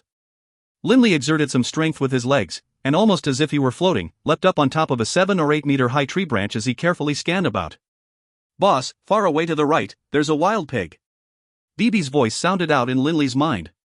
Hearing these words, Linley couldn't help but turn and look. Indeed, approximately 100 meters away, a wild boar with a single horn was carefully scanning his surroundings. If Linley didn't have such a high vantage point, Linley perhaps wouldn't have been able to see this unicorn boar. Unicorn boar, a magical beast of the 3rd rank, an earth element creature. The only technique it has is that of the earth spear technique. Some information regarding the unicorn boar came to Linley's mind. Even though it's just a beast of the 3rd rank, at least it will serve for dinner. Boar flesh is quite tasty. Nimbly and vigorously, Linley crept through the trees as he stealthily approached the boar. Due to the density of the local flora, the boar had not noticed Linley either. When he got within 10 meters of the boar, Linley lay down flat in the grass. Peering through the dense grass, he could still make out the outline of the unicorn boar. Whoosh! Like a serpentine dragon leaving its lair, Linley leapt out from the grass. When the unicorn boar turned his head and stared in shock, Linley fell down upon it like a gust of wind. The unicorn boar let out an indignant roar, and thrust its long, thick horn straight at Linley. HRRG. Linley reached out with his left hand and grabbed the horn and gave a tremendous tug. That huge unicorn boar, weighing several hundred kilograms, was tossed up 7 or 8 meters up into the air by Linley, who then began to fiercely kick at it with his left leg, using it like a giant claymore and slamming it into the boar's head with thunderous power and speed. Thud! With a sickening, bone-crunching sound, the unicorn boar was kicked into a tree. When it fell down to the ground, the very earth shook. The bones of the unicorn boar had already been shattered, and brain matter had already begun leaking out from its shattered skull. A trail of fresh blood streamed forth from its mouth. Its forelimbs quivered momentarily, then grew still. Just based on his prowess as a warrior, killing a unicorn boar was not a tough feat for Linley. Although the magicite core of a magical beast of the 3rd rank is only worth 10 or so gold coins, I can't let it go to waste. Linley withdrew the straight chisel from his backpack, and with just 2 or 3 simple slices, he cut the boar open. An entirely unremarkable earth-colored magicite crystal rolled out. Linley wiped it off on the grass, then placed it in his backpack. And then, with practiced ease, Linley skinned the boar and cut off the boar's legs. After casually chopping down a few branches, with a flick of his wrist, Linley summoned forth a small flame. As the fire began to grow, Linley began to roast the boar legs. The little shadow mouse, BB, began to drool. His eyes were fixed on the boar legs. Boar legs are delicious. Boss, hurry up, hurry up. Why don't you just directly use your fire element magic to roast the boar, wouldn't that be faster? Fire element magic? I only have a bit of fire element mage force. And what's more, when it comes to cooking, using higher temperatures isn't necessarily superior. Linley smirked as he spoke, withdrawing some coarse salt and other ingredients from his backpack. When Linley had originally tested for magical aptitude, he had exceptional affinity for both earth and wind elemental essence, but just average affinity for fire elemental essence. Honestly speaking, for an ordinary person, average affinity for an elemental essence was quite good. But for someone like Linley, he couldn't be bothered to spend time and energy working on his fire magic. After all, if he wanted his abilities in fire magic to match his abilities in wind and earth, he would probably have to spend 10 times as much time. Thus, Linley would usually just casually refine a little bit of fire element mage force. He did, however, definitely have enough to generate some fireballs without any problems. After finishing roasting 2 boar legs, Linley and BB each shared one while Linley began to work on roasting the other 2. Wow! Delicious! BB chatted while eating enthusiastically. This wild boar tastes so much better than those farm-grown hogs. It tastes so fragrant. But naturally, your roasting abilities also played a big role, boss. BB was so happy that he even began flattering Linley a bit. Linley couldn't help but start to laugh. Boss, I want more. After finishing one leg, BB looked at Linley with a pitiful expression. Seeing BB's sad gaze, Linley didn't feel sorry for him in the slightest. He sternly lectured, "This boar leg is way larger than a roast duck. 1 leg is more than enough for you. The other 2 legs will be dinner." After speaking, Linley turned away and ignored BB's pitiable face. After finishing roasting the 2 legs, Linley used 2 large leaves to wrap them up, and then placed them within his backpack and began hurrying along the road with BB. If you find any errors, ads pop up, ads redirect, broken links, non-standard content, etc., please let us know. Report chapter so we can fix it as soon as possible. Book 3, Chapter 10, The Mountain Range of Magical Beasts, Part 2. Book 3, Mountain Range of Magical Beasts, Chapter 10, The Mountain Range of Magical Beasts, Part 2. Within the countless peaks of the mountain range of magical beasts were innumerable ageless trees and forests that made travel through the range very difficult. What made it even more difficult was the constant need to pass through one peak and ravine after another, or perhaps take a circular path. When traveling within the mountain range of magical beasts, don't carve out a path through the pre-existing thorns and brush. It's best to take an alternate path. Doring Coward continued to provide the benefit of his experience to Linley. Linley listened carefully as he proceeded forward. Remember, the biggest mistake you can make in the mountain range of magical beasts is to constantly make noise. This will cause many magical beasts to pay attention to you. Even if you are forced to make some noise, you need to immediately leave the nearby area. Doring Coward continued. Remember, if you are injured, you must immediately do your best to staunch any loss of blood. The stench of blood will attract beasts as well. The noses of magical beasts are far more sensitive than we humans. Linley nodded. The massive crowns of countless trees covered the entire sky. Looking at them, Linley was reminded of some information that he had gleaned from books at the Ernst Institute. In a place like this, where even the sun was all but blocked out, one had to learn how to distinguish north, south, east, and west. As agile as a monkey, Linley leapt past a series of disorderly tree roots and vine growths, but just as he walked past. Whoa! Linley sucked in a cold breath as he saw something not too far away. The corpses of 3 men and 2 women were a few dozen meters away from him. The 5 corpses had not yet rotted much, but the bite marks on them were very visible. The corpses had all been dismembered. A male corpse had half its leg eaten, and a giant hole ripped in its belly, with his severed intestines laying strewn about. Half of a female corpse's head had been eaten, leaving behind a single eyeball and a white skull bone with a few strands of hair attached. Linley's face turned pale, and he forgot to breathe. They should have died 3 or 4 days ago. Doring Coward appeared next to Linley, carefully inspecting the corpses. His face was still quite calm. Linley, take a close look. On the chest of every single person, there are some similar, unremarkable wounds. If my guess is correct, these 5 should have been killed by humans, and most likely, by a single person. Linley started. Doring Coward, you're saying that a person killed them? Linley looked at Doring Coward, shocked. Doring Coward smiled calmly. Linley, this is your first visit to the mountain range of magical beasts. Once you've been here a bit longer, you will come to realize that in the mountain range of magical beasts, in addition to dealing with the attacks of local beasts, you also have to guard against the attacks of other humans. The attacks of humans? Why would other humans attack? Linley felt a bit of rage beginning to grow in his heart. In the mountain range of magical beasts, the local monsters already held a huge advantage by virtue of their countless numbers. He didn't expect that the humans here would fight amongst themselves as well, instead of helping each other. This is very normal. Why do humans venture into this mountain range? The vast majority come here in the hopes of acquiring magicite cores. If they kill a magical beast, they will only acquire a single core, but if they kill a human being, that person might have several magicite cores in their backpack, or even more. Doring Coward stroked his white beard. Linley finally understood. Greed. It was all due to greed. Some people here wanted to easily acquire a large number of magicite cores, and indeed, killing the other human beings here was a good way to do so. Linley, you must be careful. Based on what I'm seeing, the person who killed these 5 must possess astounding ability. If you look closely at these people's clothing, you can see that 4 of them should be warriors, while one of them was a magus.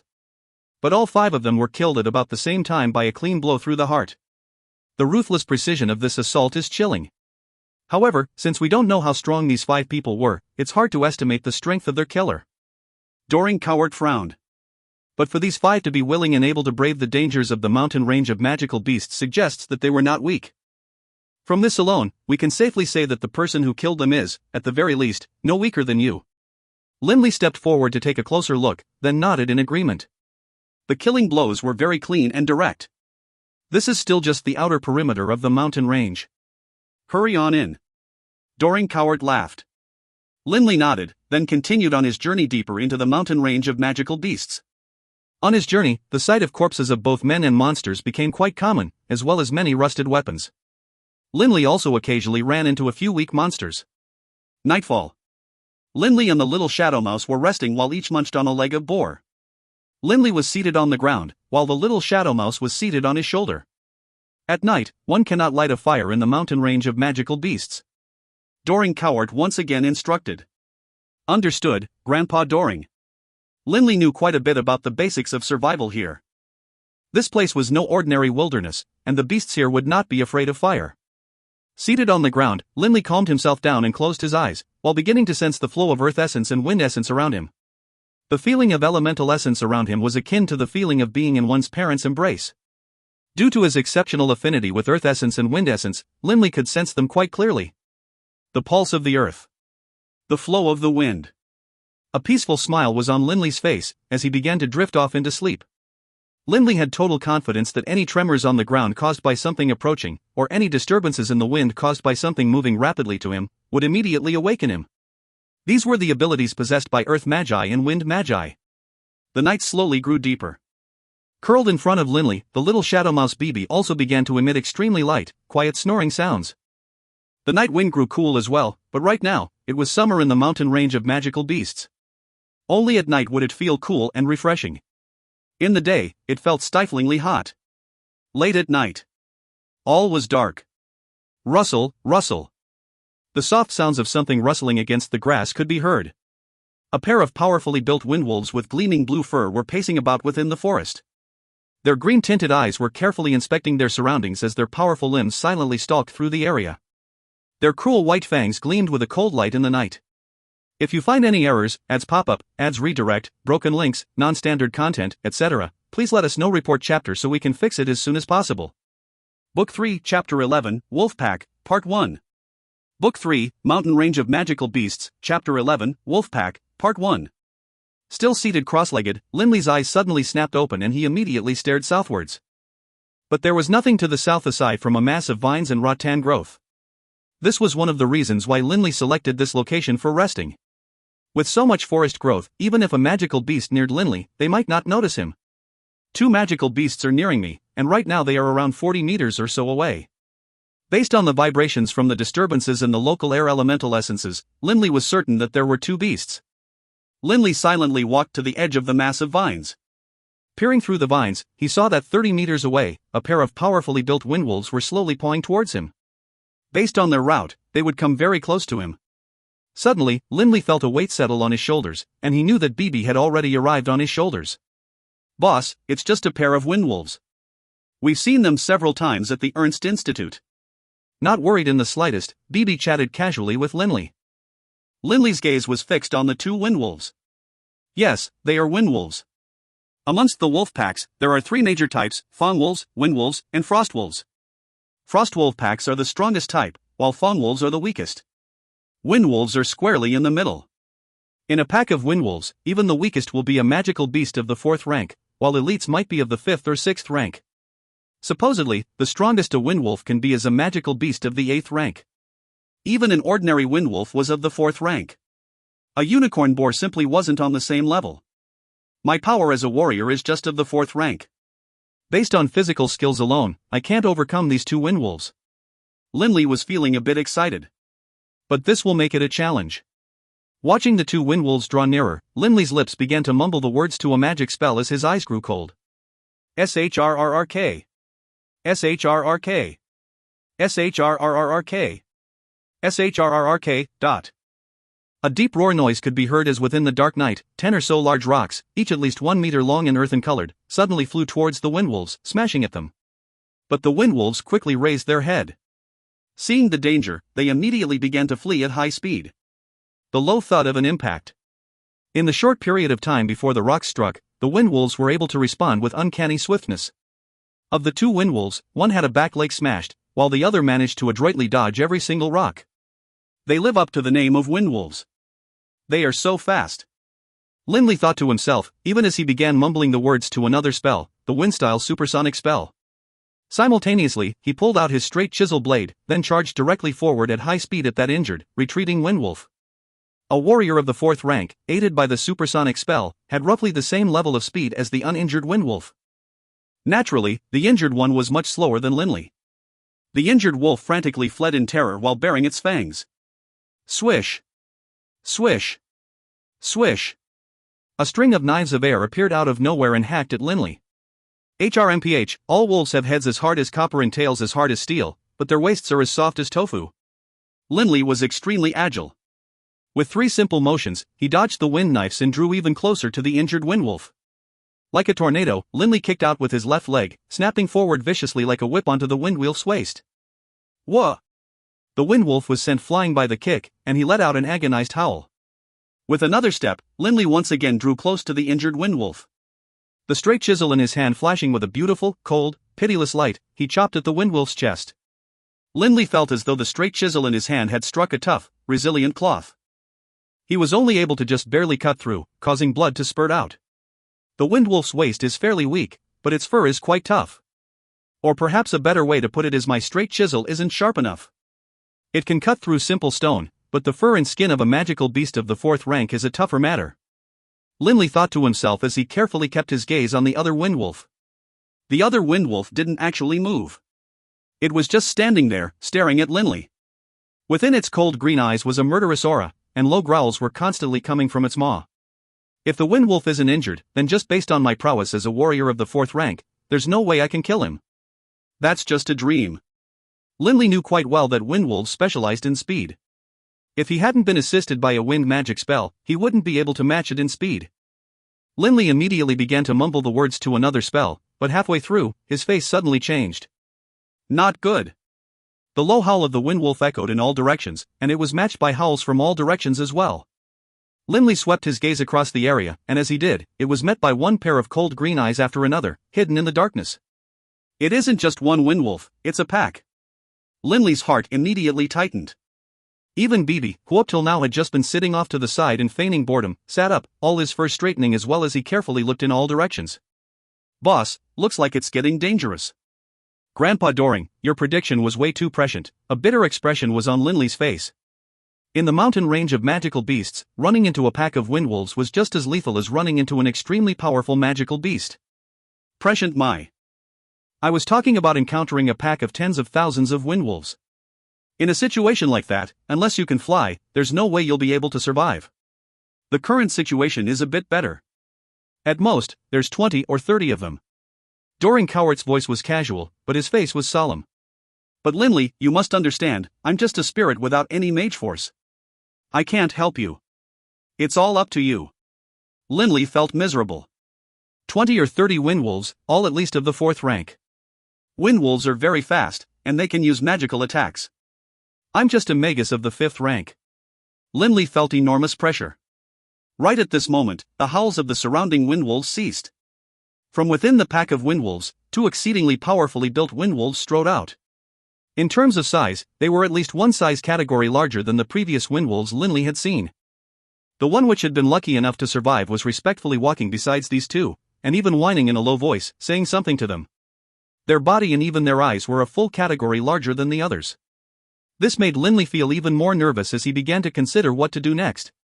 These are definitely elites amongst windwolves. At the very least, they are of the 5th rank. I hope they aren't of the 6th rank. Linley's heart was tight, and he quickly began to contemplate how to deal with these opponents. Even if they were just of the 5th rank, a pair of windwolves of the 5th rank, with the assistance of a pack of magical beasts of the 4th rank, all attacking Linley didn't feel too confident. Even a windwolf of the 4th rank had the same speed as Linley's absolute maximum. Most likely, even using the supersonic spell, Linley would not be able to match a windwolf of the 5th rank in speed. The 2 leading windwolves stared at Linley with their cold eyes, a murderous intent emanating from them. Looks like I'll have to go all out this time. Surrounded by a pack of wolves, Linley's forehead and back were all drenched with cold sweat. His heart tight in his chest, he began to chant a magical spell with even greater speed. Hool! Of the 2 clear leaders of the pack, one of them suddenly let out a low howl. Immediately, the 20 or 30 powerful windwolves charged forward, as fast as the wind. Their white fangs bared, they snarled at Linley as they ran. At the same time, over 100 deep green blades of wind appeared out of nowhere, carrying great power within each blade. If you find any errors, ads pop up, ads redirect, broken links, non-standard content, etc., please let us know. Report chapter so we can fix it as soon as possible. Book 3, Chapter 12, Wolfpack, Part 2. Book 3, Mountain Range of Magical Beasts, Chapter 12, Wolfpack, Part 2. Linley was currently surrounded by around 20 windwolves, and over 100 deep green blades of air virtually locked Linley in, preventing him from fleeing. There was no way to flee. Linley suddenly moved. At high speed, he launched off the ground and, like an arrow, shot up in the air, aiming to land on a sturdy tree branch. But because there were simply too many wind blades, over 10 of them still landed on Linley's body. Swish! Swish! Swish! Swish! The wind blades slashed at Linley's sturdy leather armor, knocking him off course midair.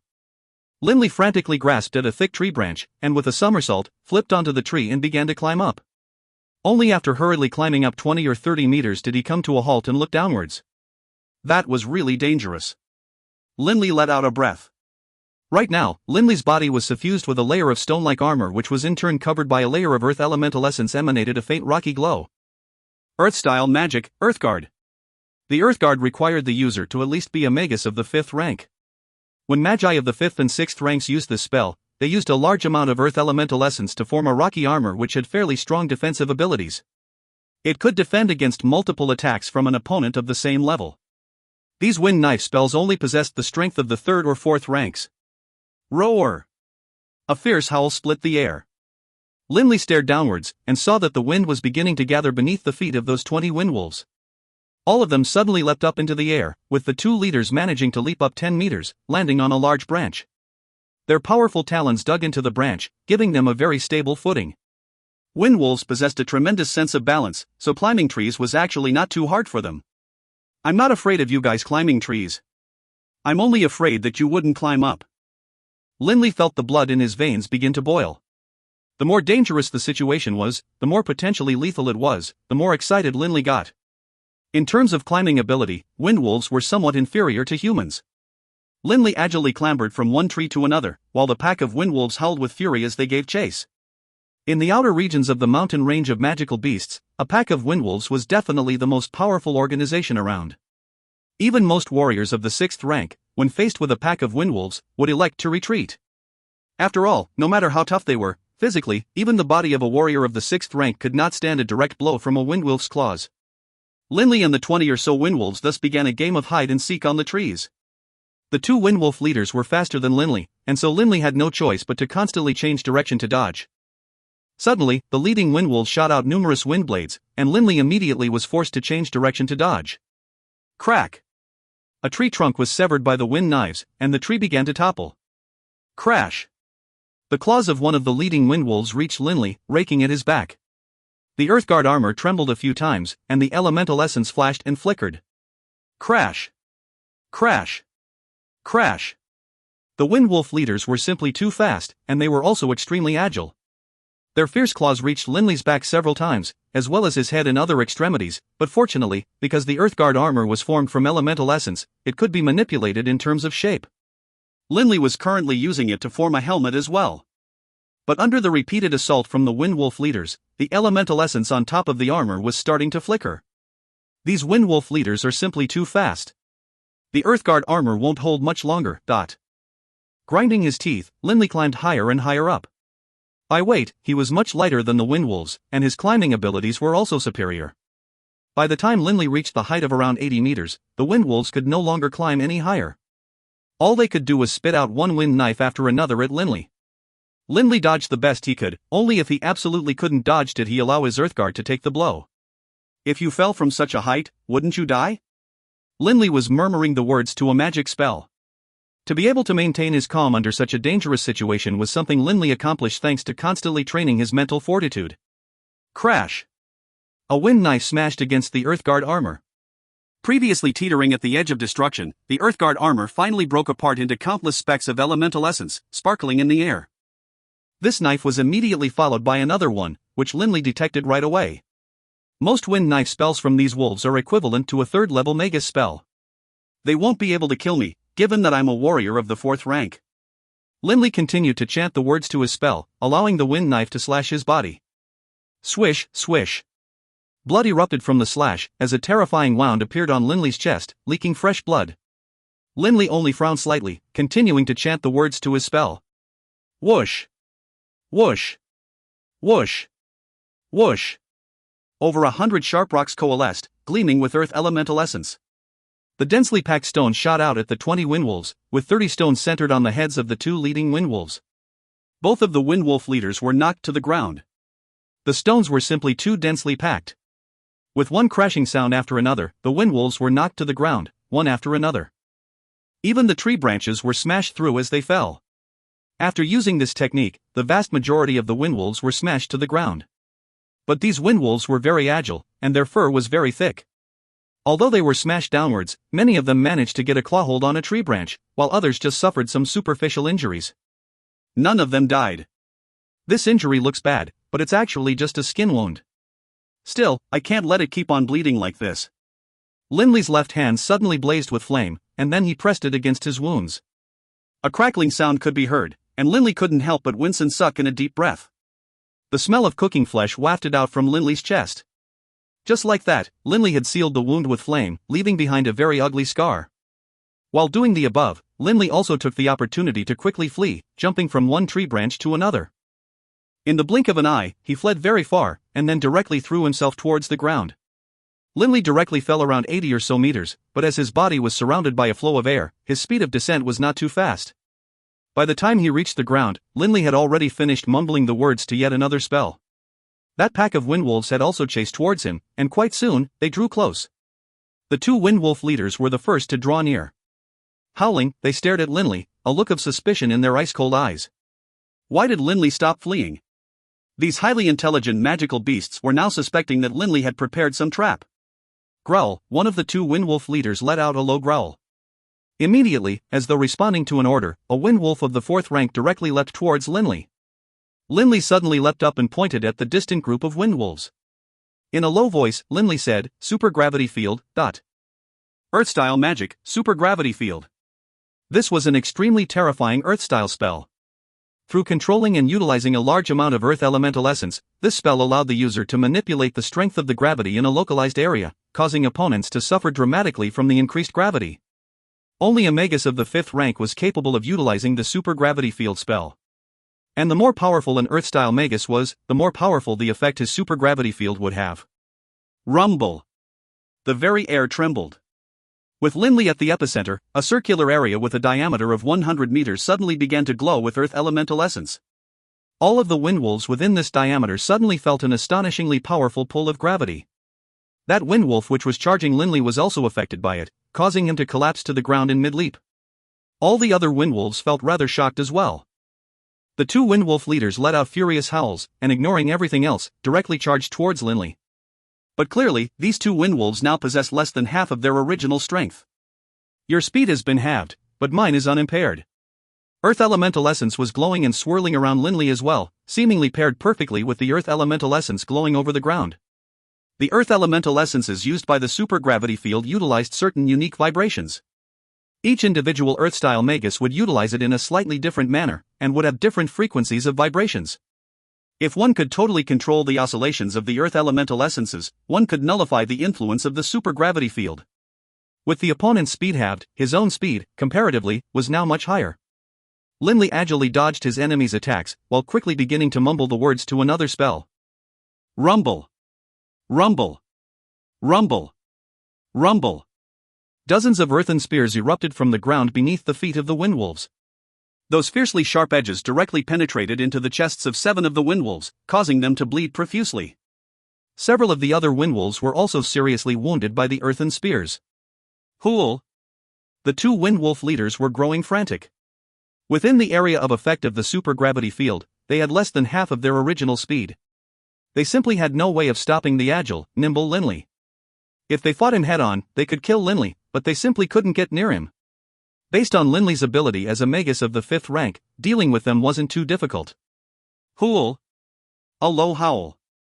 Without any hesitation, the two windwolf leaders turned tail and ran.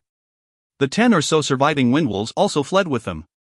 Covered by darkness, in the blink of an eye, the windwolves disappeared from Linley's field of vision. Seeing this, Linley quickly ran over and caught up to 3 heavily injured windwolves that hadn't managed to flee in time. Crash! Crash! Crash! Linley landed 3 successive kicks on the skulls of the heavily wounded windwolves. The sound of splintering skulls could be heard, and the 3 windwolves immediately collapsed. Including the 7 windwolves that had been stabbed in the chest by the earthen spears, a total of 10 windwolves had been slain. But because Linley had just exerted himself too vigorously, the wound across his chest had split open once again, and fresh blood began to flow out again. If you find any errors, ads pop up, ads redirect, broken links, non-standard content, etc., please let us know. Report chapter so we can fix it as soon as possible. Book 3, Chapter 13, Danger, Part 1. Book 3, Mountain Range of Magical Beasts, Chapter 13, Danger, Part 1. Phew! They finally left. Linley finally let out a deep breath. Linley knew very well that he only had the prowess of a warrior of the 4th rank. Engaging in close quarters combat with windwolves of the 5th rank was tantamount to suicide. Only by using magic could he hope to survive. But if it weren't for the fact that he had sufficient speed, how would he have the chance to cast any magic spells? Fortunately, he was quite fast, and so he managed to get this favorable result. Even if a magus of the 6th rank was present, he wouldn't necessarily have done better than me. A magus of the 6th rank, in terms of speed, wouldn't have been able to shake off the pursuit of those windwolves. When surrounded and attacked by a pack of windwolves, he might not even have the chance to cast any spells. Linley felt all the more certain that his decision to not let up on his physical training was a very wise decision. Linley glanced at the coiling dragon ring on his left hand. Ever since he had grown up, he had begun wearing the ring on his fingers. And it's a good thing that I have this coiling dragon ring. Otherwise, how would I have been able to utilize so many spells of the 5th rank?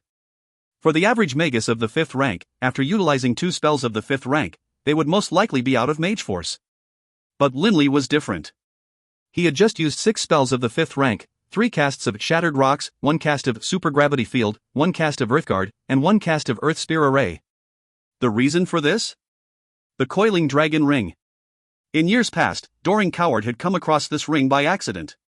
One time, when Doring Coward cast a spell, he found out, to his astonishment, that a spell which was cast through the coiling dragon ring would only require a 6th as much mage force and spiritual energy to achieve the same effect. Clearly, through the coiling dragon ring, one could more clearly sense and manipulate elemental essence.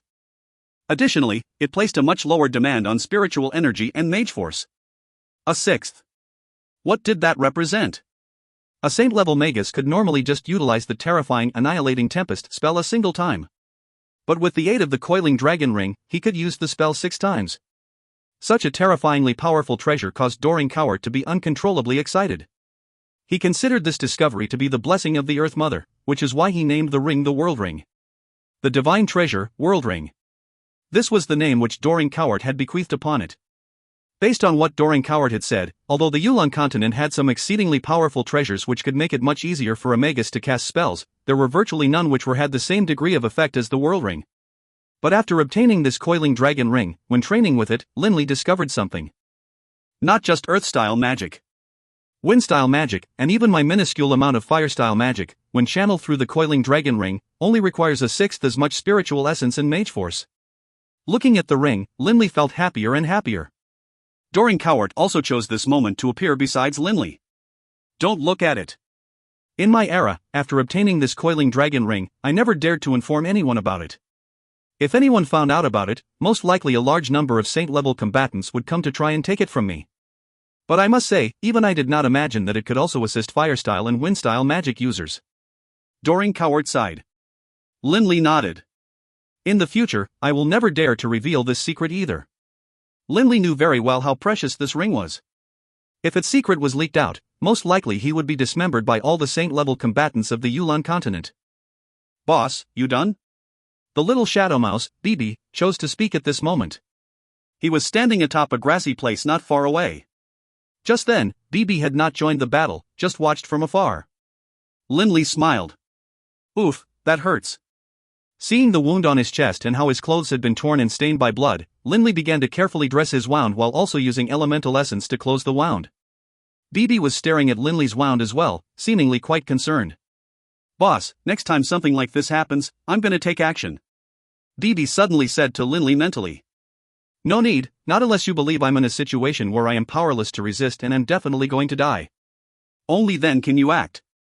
Otherwise, what's the point of me doing training here? Linley's voice was firm and unyielding. BB immediately no longer dared to speak. BB had long ago wanted to engage in a slaughter, but Linley never agreed. Right now, hiding in the grass 30 meters away from Linley, a black shadow lay in ambush. Just now, in that battle, from start to finish, he utilized 6 spells of the 5th rank. Although the spells only had the power of the 5th rank, given that he was able to cast 6 of them, he most likely is a magus of the 6th rank. His combat prowess should be that of a warrior of the 4th rank. Based on the fact that his movements were assisted by wind-style magic, he most likely also possesses affinity for wind magic. In summary, a dual-element magus of the 6th rank, and a warrior of the 4th rank. The distant dark shadow was calculating. 90% chance of killing him successfully. I can make my move. The dark shadow made his decision. Linley had just finished with one large battle. Naturally, he would be a bit more relaxed. That dark shadow still remained unmoving. In the dark night, he was nothing more than just another shadow. Not even the little shadow mouse, BB, had the slightest idea he was there, much less Linley. The layer of glowing elemental essence on the ground had vanished. The supergravity field had expired. Now, the dark shadow, which had been lying in ambush this entire time, suddenly flew out silently, flying at astonishing speed towards Linley like an illusionary shadow. Linley suddenly felt a sense of panic, and he immediately dodged at high speed while turning his head to look behind himself. He saw a dark shadow stabbing at him with a sharp knife, the knife emanating a cold light which made Linley's heart turn to ice. Those cold, callous, murderous eyes in the dark shadow also made Linley's heart tighten. How incredibly fast! Linley hurriedly retreated, but clearly the shadow was even faster. The flashing black knife had almost reached his eyes. Clang, dot. Linley wielded his straight chisel to block the opponent's knife, and the black knife of the opponent viciously collided with the straight chisel. With a cracking sound, the straight chisel was totally shattered, with some of the shards of the straight chisel cutting into Linley's face, leaving bloody lines over him. Whoosh! Whoosh! Whoosh! Whoosh! 7 or 8 blades of wind suddenly appeared next to Linley and chopped at the dark shadow. Based on Linley's current level of ability, he was totally capable of subvocally casting the wind blade spell. Those 7 or 8 wind blades all chopped at the dark shadow, but once they came into contact with the black light emanating from the shadow, they all disappeared. Darkness-style battle chi. Linley immediately made the deduction. Although these 7 or 8 blades of wind had not managed to block the dark shadow, they had managed to distract him momentarily. Linley immediately turned around and shot forward like an arrow from a bow. The dark shadow had fast reflexes, however, and chased after Linley, vaulting forward towards Linley at an even higher speed. In midair, facing Linley, the dark shadow pierced at Linley with his knife once again, still aiming directly for Linley's heart. At this moment, in the back of Linley's mind flashed the image of those 5 corpses he had seen just before entering the mountain range of magical beasts. All 5 of them had been killed by stabs to the heart. Die. The dark shadow was totally confident. His knife, covered with a black glow, had already reached Linley's chest. In midair, there was no place for Linley to go or to hide. The only option he had was to instacast the most protective defensive spell available to him, the Shield of Earth. A small shield of earth, only a third of the size of a normal one, suddenly appeared in front of Linley's chest. HRMPH. The dark shadow sneered. The knife in his hand pierced through the shield at an even greater speed. To someone on the dark shadow's level, a shield of earth posed no barrier at all.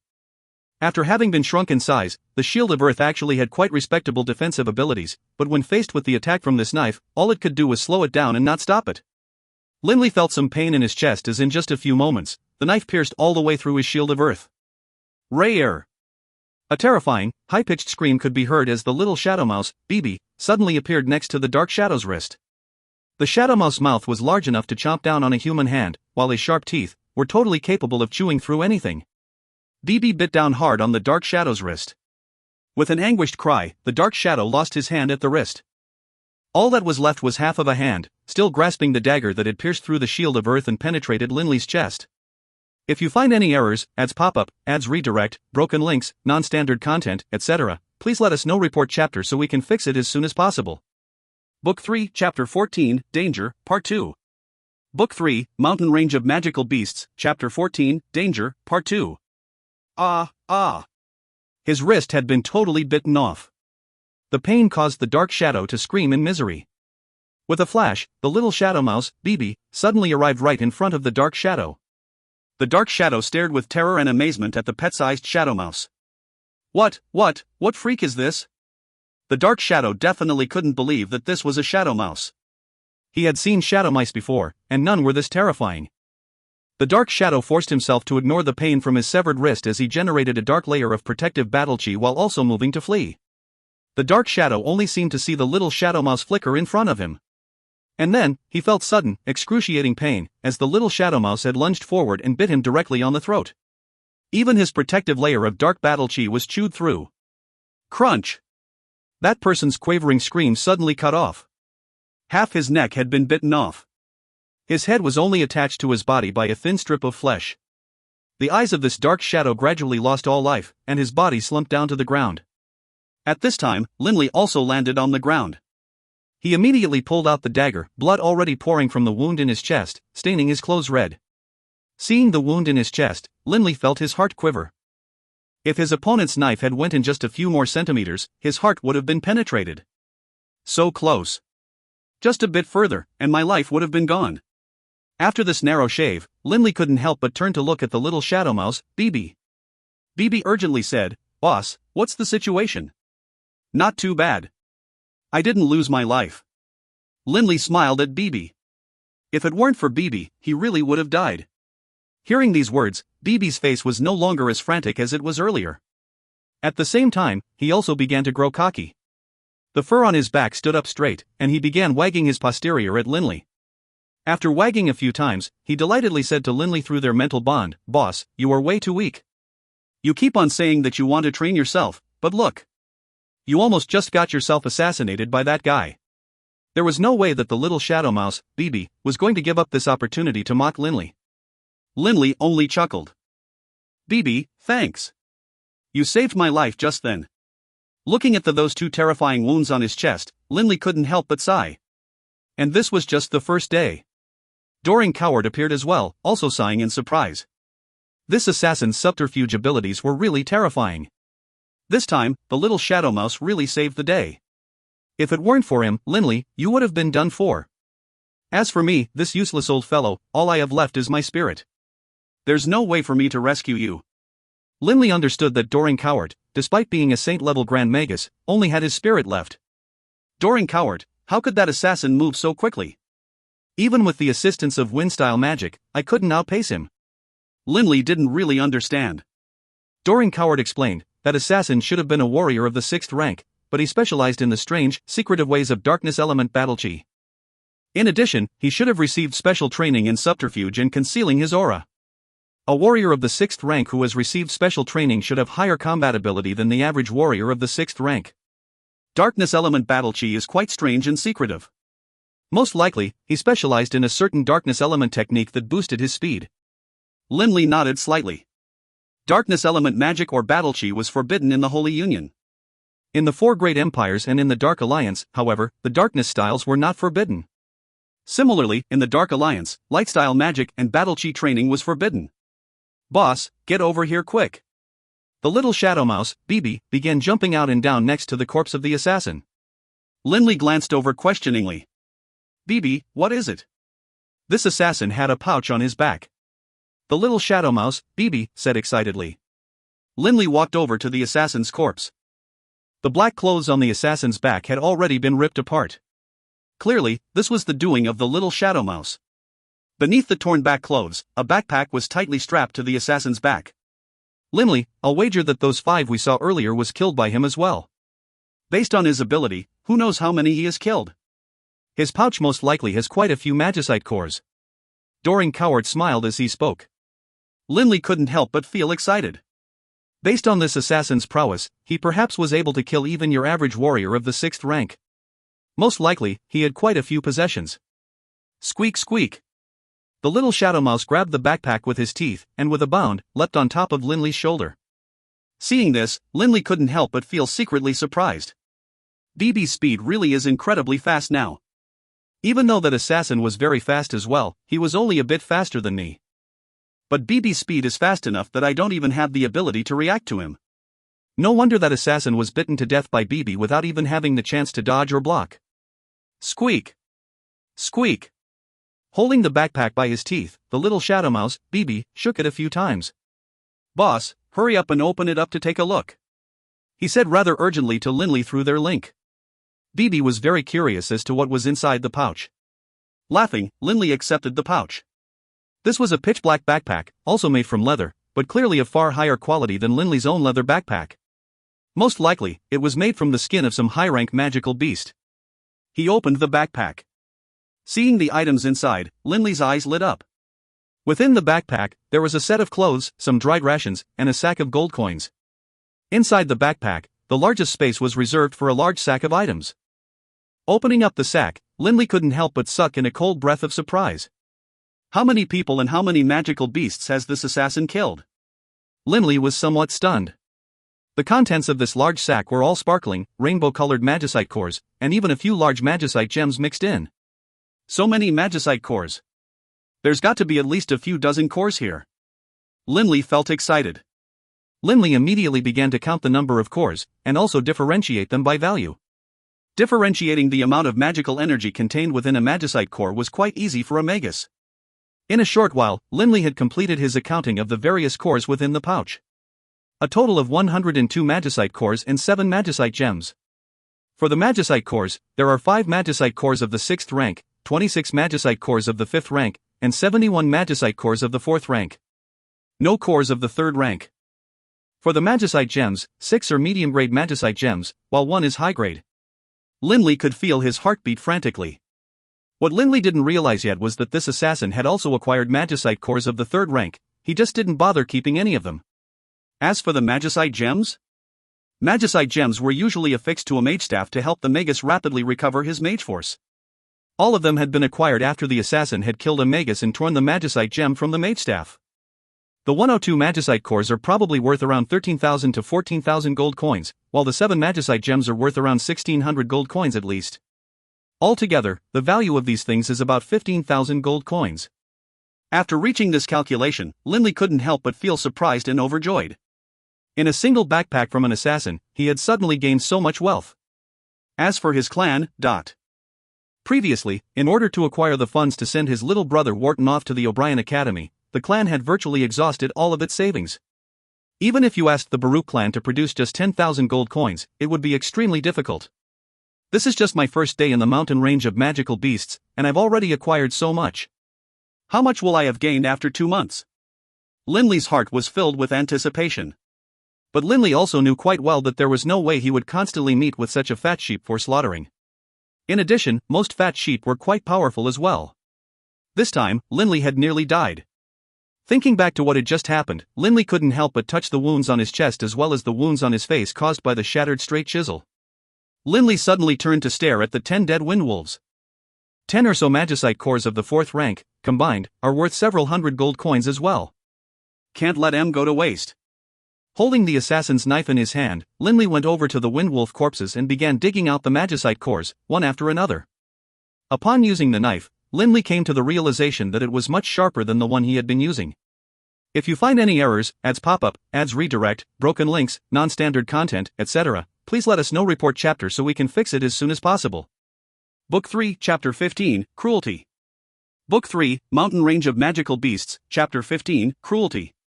Within the mountain range of magical beasts, next to a spring, Linley dressed his wounds as he also began absorbing earth elemental essence to heal his wound. The ever-benevolent Mother Earth is always kind and selfless.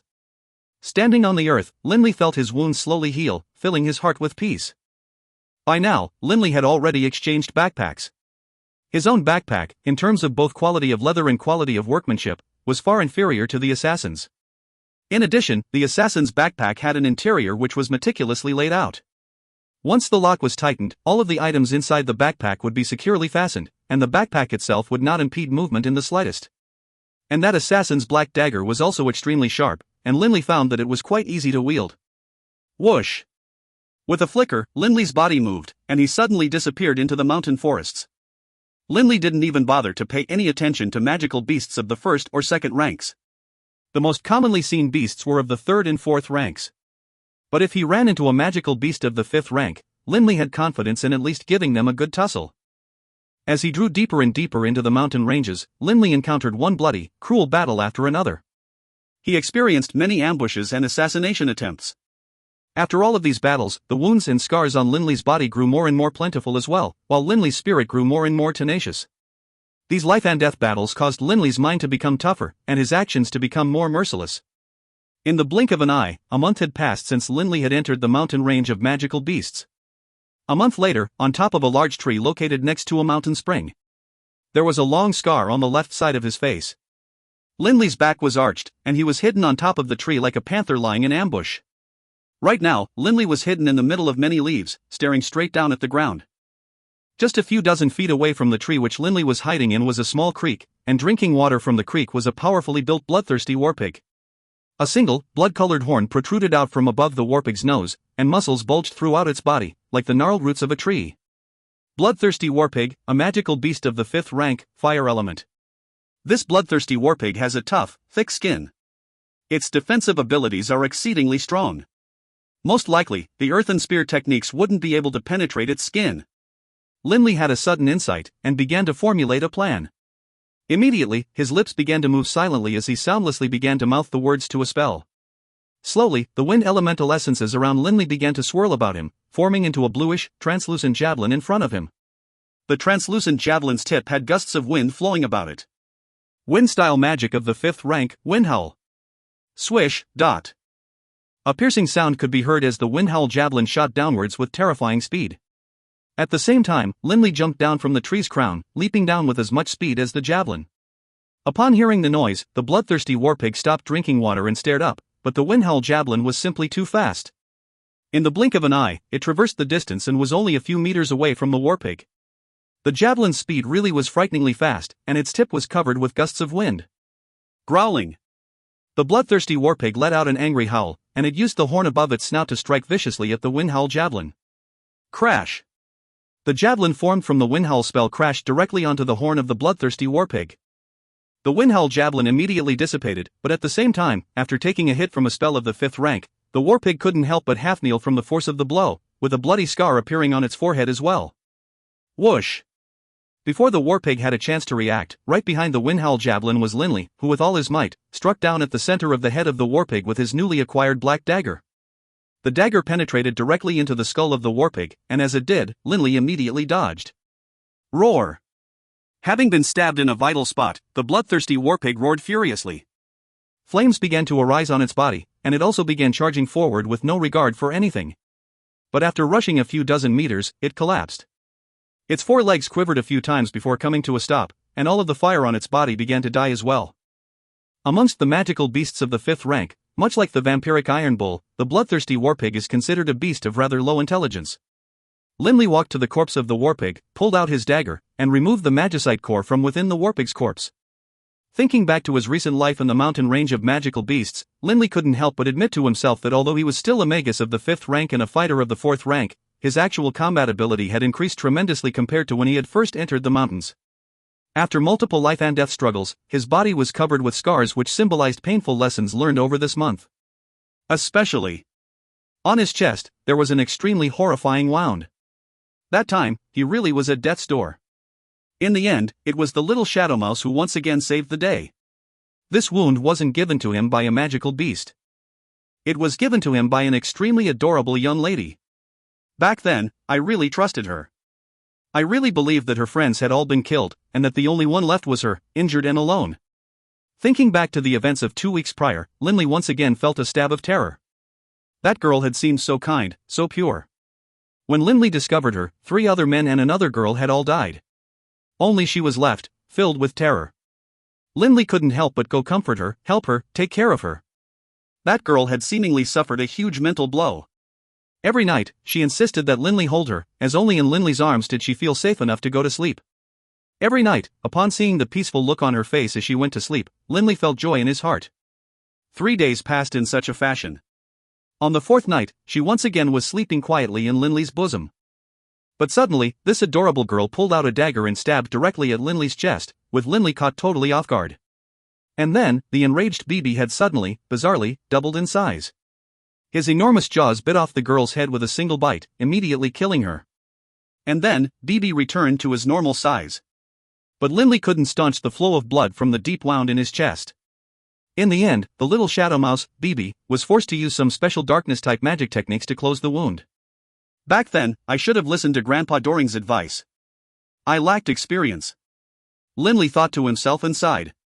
Originally, Doring Cowart had warned him several times about the girl. In the end, seeing that Linley was stubbornly set on assisting the helpless little girl, there was nothing that Doring Cowart could do. But he still tried to insist that even if Linley was going to help her, that he absolutely must not allow her to get near him. But at the time, the girl was extremely terrified, and wasn't able to fall asleep without Linley holding her. In the end, in order to comfort her, Linley held her in her arms, and they both went to sleep. I really didn't expect that her acting abilities would be so good. I treated her so well, but she could be so merciless to me. Linley sighed again in his heart. When that girl had stabbed him in the chest, he had seen the vicious look in her eyes, and his heart had grown cold. What had caused this girl to be so heartless and merciless?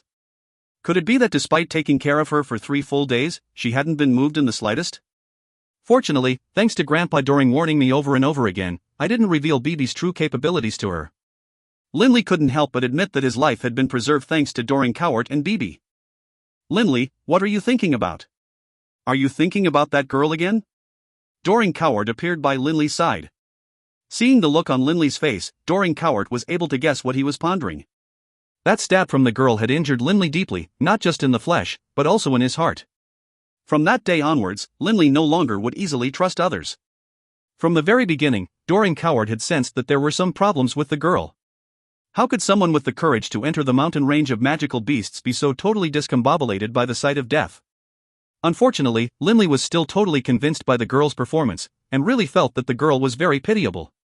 Linley, that girl's performing abilities was nothing. Back in my time, in the Powan Empire, I saw so many plots from enemy countries, plots which involved decades of subterfuge and lies which were totally undetectable. Their acting abilities are beyond your comprehension.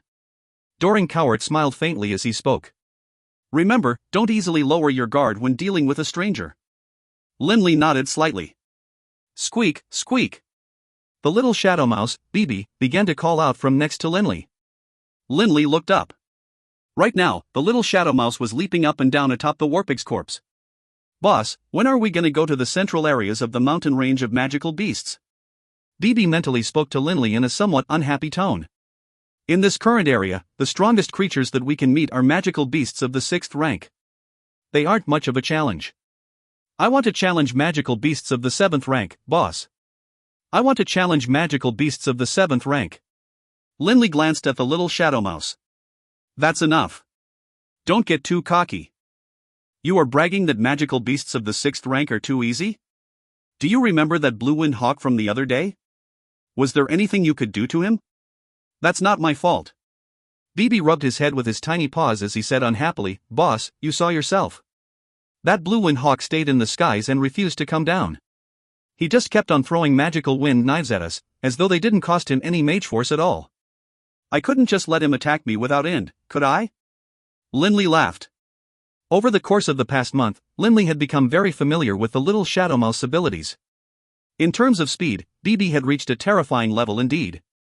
But because he was physically small and only had his claws and teeth as offensive weapons, although Bibi was capable of dealing with magical beasts of the 6th rank, he most likely would find it quite hard to deal with a magical beast of the 7th rank. Just at this moment, Linley suddenly frowned. He cautiously turned his head and saw a blurred human outline appear in the wilderness. If you find any errors, ads pop up, ads redirect, broken links, non-standard content, etc., please let us know. Report chapter so we can fix it as soon as possible. Book 3, Chapter 16, Cruelty, Part 2. Book 3, Mountain Range of Magical Beasts, Chapter 16, Cruelty, Part 2.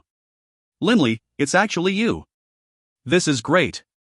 A happy voice rang out, and a skinny young man began jogging towards them at high speed. This youth was the skinny warrior whom Linley had met on his way towards the mountain range of magical beasts. Of the other two people he had met, his classmate Delsarte and the big, burly Kaba had both died. Back then, when facing the Wind-style Magus Archer, Linley had utilized the Earth-style spell Earthen Spear Array.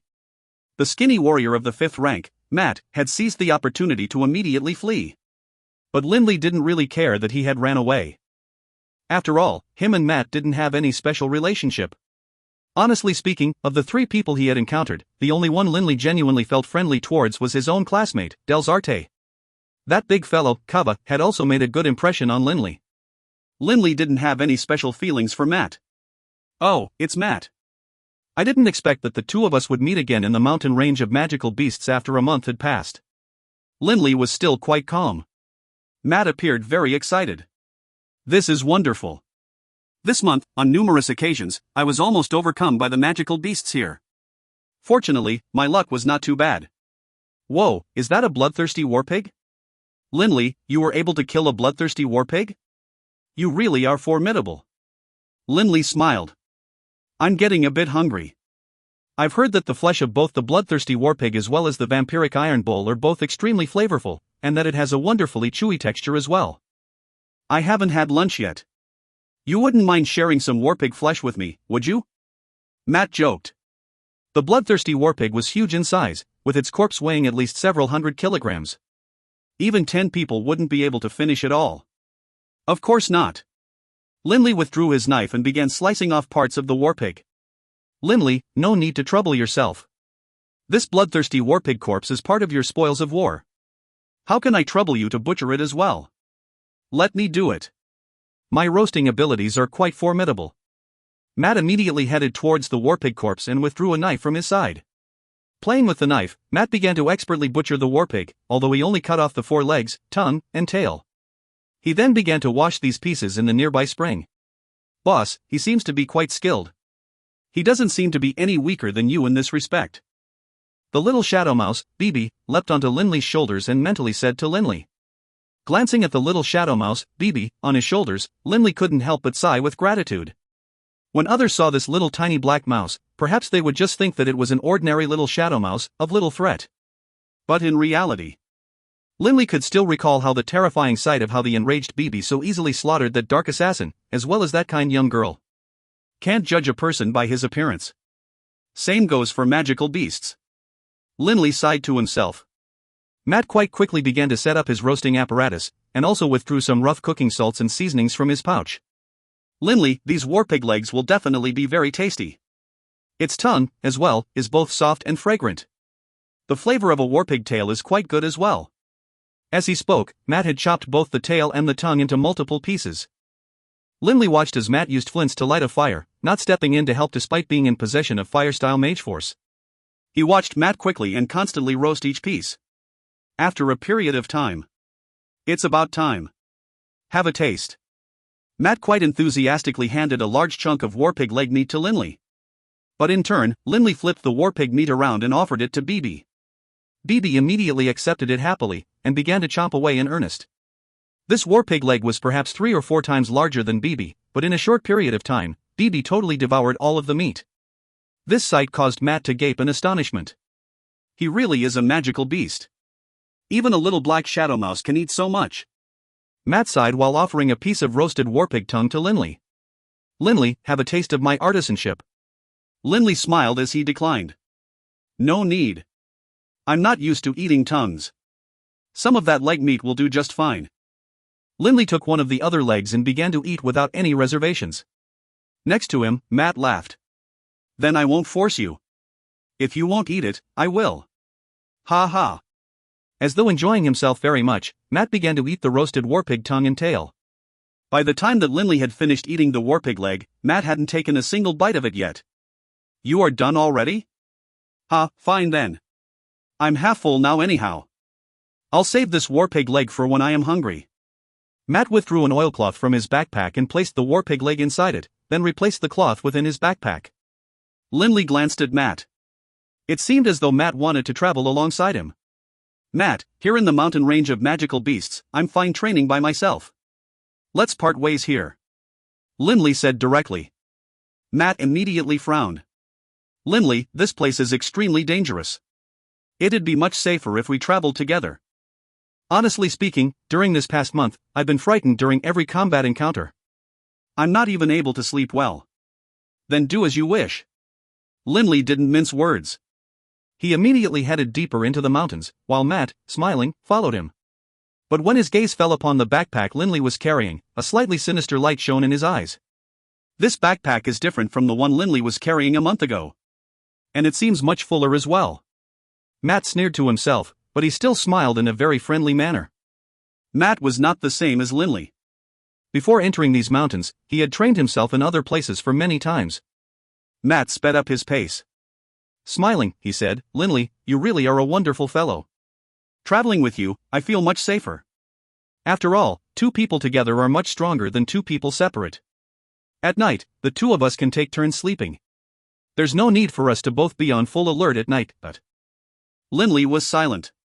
His gaze was always focused on his surroundings, carefully keeping an eye out for the magical beasts in these mountains. They slowly made their way north, as Linley no longer dared to go further east. If they traveled further east, they would be entering the dangerous parts of the mountain range of magical beasts. Currently, in this area, Linley would only encounter magical beasts of the 5th or 6th rank. This entire time, Matt followed by his side, seemingly quite happy. 2 days later. It was late at night, and the world was dark. Linley and Matt continued going forward in a single file line. Linley, do you think it's about time for us to go back yet? Honestly speaking, we've spent about enough time here in the mountain range of magical beasts. Matt said in a soft voice as he followed Linley's trail. Linley just calmly shook his head, not making a sound. Matt felt a hint of anger. Every night, this Linley fellow is extremely careful. He isn't giving me any opportunities at all. Matt didn't have any confidence in his ability to kill Linley. After all, being able to survive here for so long was a proof of Linley's abilities. HRM? Linley seemed to have noticed something special. He turned around and stared at a copse of trees not too far away. Within that copse of trees, there was a hidden, indistinct shadow lying in wait. Matt, next to Linley, saw him turn his head, presenting his back to Matt. A look of greed appeared in Matt's eyes, as well as a look of excitement. In a practiced manner, Matt suddenly drew his dagger and without any hesitation at all, stabbed towards Linley's back. Linley suddenly turned and grabbed Matt by the wrist of his right hand, which was holding the dagger. At the same time, he stared coldly at Matt. His voice even colder, he asked, "What do you think you are doing?" "You." Matt was shocked. He couldn't believe that his attempted sneak attack had apparently been noticed and blocked. Matt immediately smiled at Linley instead. "What do I think I'm doing? Oh mighty genius Magus, let me tell you, I am going to kill you." Matt was totally confident in himself. With the two of them in such close proximity, how could he, a warrior of the 5th rank, be unable to kill a Magus of the 5th rank? Matt suddenly exerted some strength with his right arm, and he began to blaze with battle chi, forcibly shaking off Linley's grip. "Die!" Matt stared at Linley as he stabbed again at Linley with his dagger. Roar! A terrifying sound. "What?" Matt heard the noise, and he couldn't help but shudder. And then, Matt saw a very small black shadow appear in front of him. What is this?" Matt could tell that this black shadow was actually the little shadow mouse, BB, which spent every day on Linley's shoulders. The little shadow mouse opened his mouth wide, revealing a mouth filled with a horrifying number of sharp teeth, and directly chomped down towards Matt's face. New dash! Matt immediately tried to retreat at high speed, while also jerking his head away. Crunch! The little shadow mouse speed was far faster than Matt had imagined. How could Matt dodge? The little shadow mouse reached out with his right paw, waving his sharp, knife-like talons at Matt's head. With but a single swipe, half of Matt's neck was removed from his body, and blood spurted out wildly. Gurgle, clasping a hand to what remained of his neck, Matt's eyes were as wide as an ox. His disbelieving, terrified eyes were fixed upon the little shadow mouse, and in his heart, he was utterly shocked. Shadow mouse? Is this a shadow mouse? As he fell into death and as his consciousness dissipated, Matt was still filled with terror and disbelief. He had prepared so long to make this move, but he hadn't figured the little shadow mouse into his plans. A dark-colored shadow mouse was the weakest level of shadow mouse. But at the moment of his death, Matt finally realized that the adorable little shadow mouse was actually a terrifying monster. Thud! Matt's hands fell lifelessly from his throat to his sides, and then he himself collapsed as well. His fresh blood stained his clothes and stained the ground. If you find any errors, ads pop up, ads redirect, broken links, non-standard content, etc., please let us know. Report chapter so we can fix it as soon as possible. Book 3, Chapter 17, BB's Prowess, Part 1. Book 3, Mountain Range of Magical Beasts, Chapter 17, BB's Prowess, Part 1. Standing in front of Matt's corpse, Linley couldn't help but heave a sigh. At the same time, he couldn't help but rub the scar on his chest.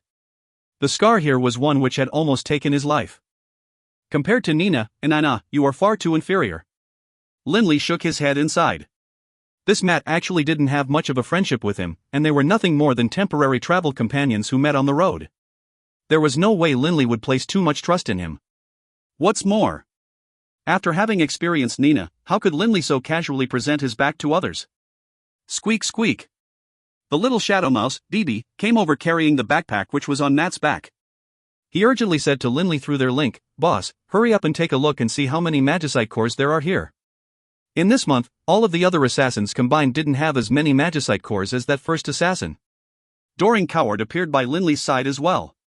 "Linley, it seems like this little shadow mouse that you've raised really enjoys counting magicite cores." Doring Coward chuckled. "It does seem that way, just a bit." Linley accepted the backpack and opened it while joking with BB. "BB, this time when you killed that mad fellow, I believe you used your claws, instead of your sharp teeth. Why didn't you use your fierce little teeth?"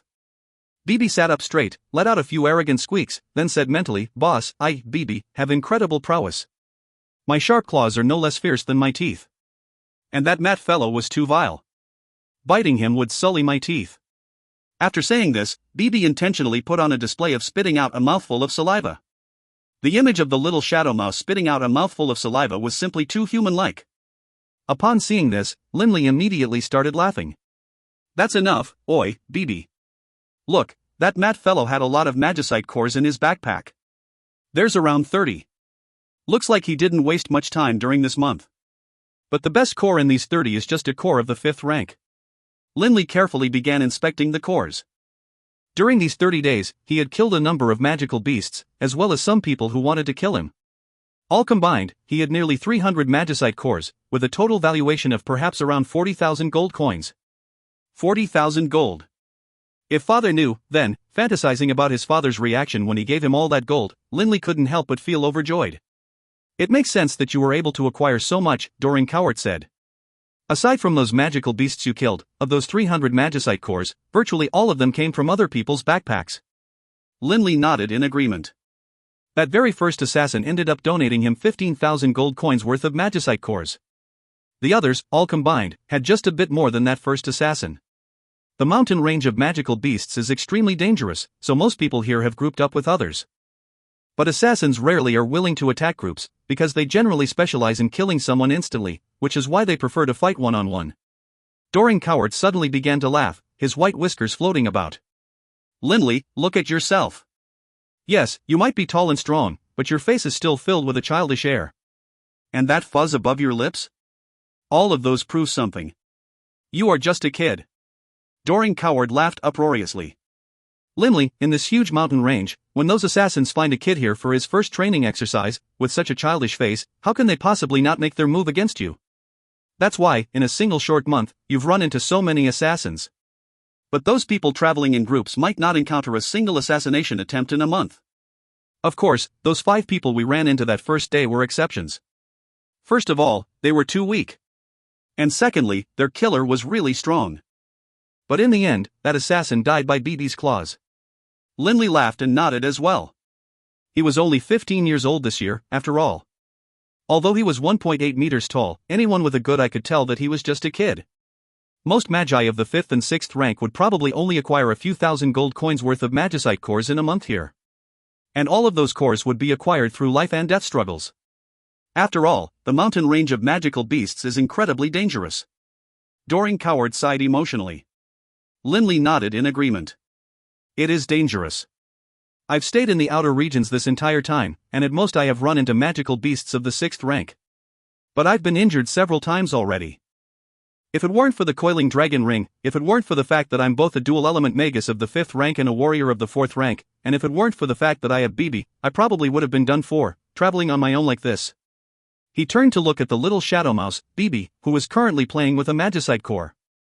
Calming himself, Linley collected the various cores, and then headed off once again, with BB in tow.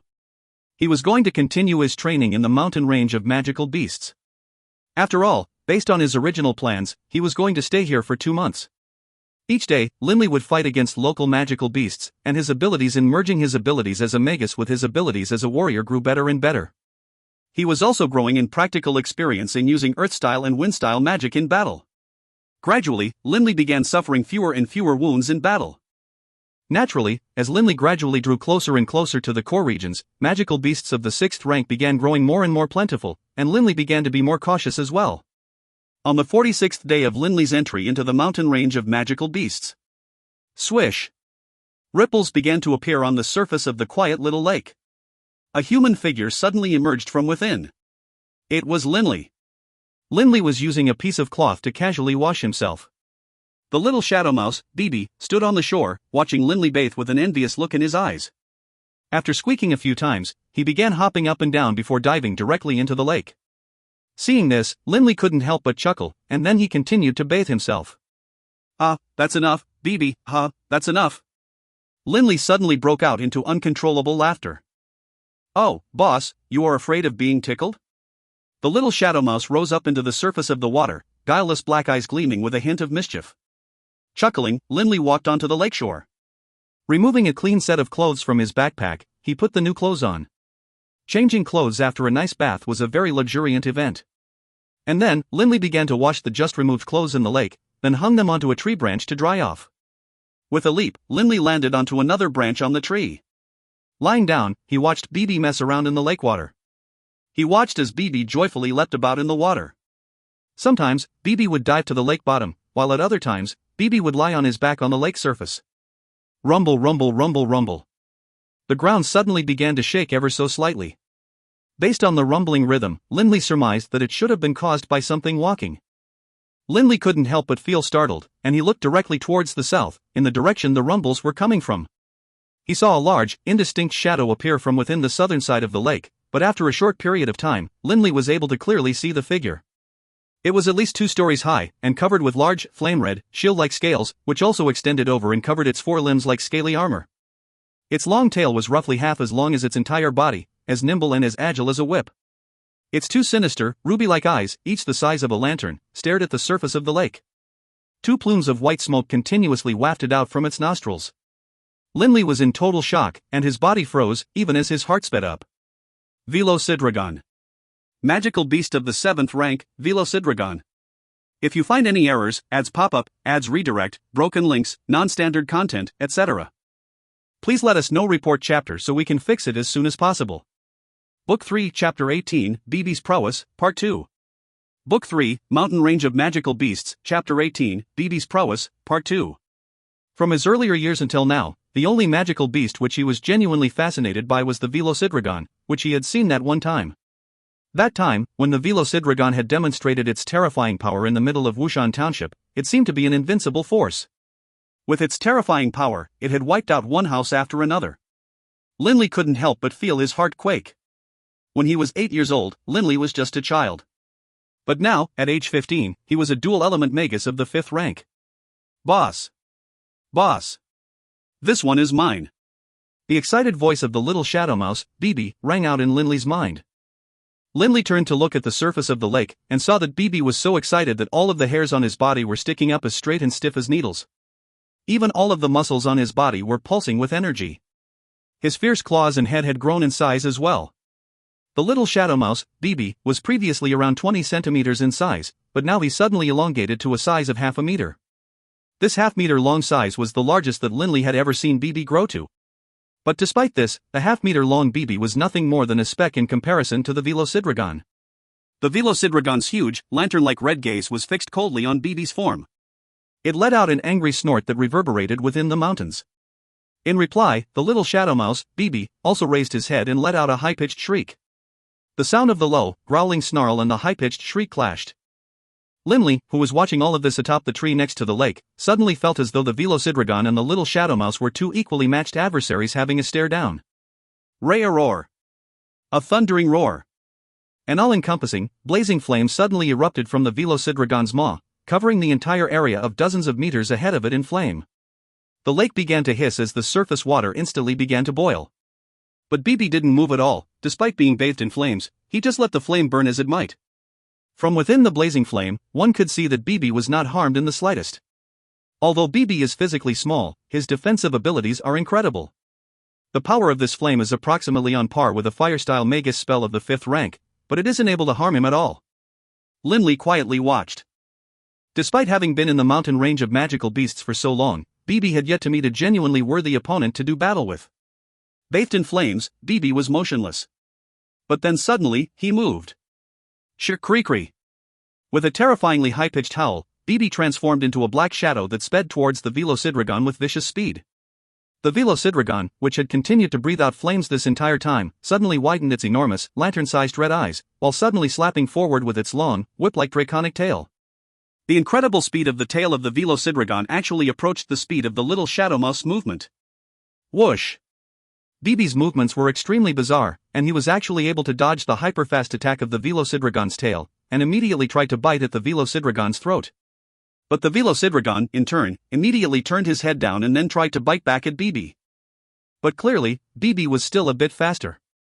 As he gave the Velocidragon a vicious bite on the neck, a sharp crack sound could be heard, as one of the thick scale on the Velocidragon's neck was actually broken, and then swallowed whole by BB. BB was a creature that was capable of even devouring stones and bones.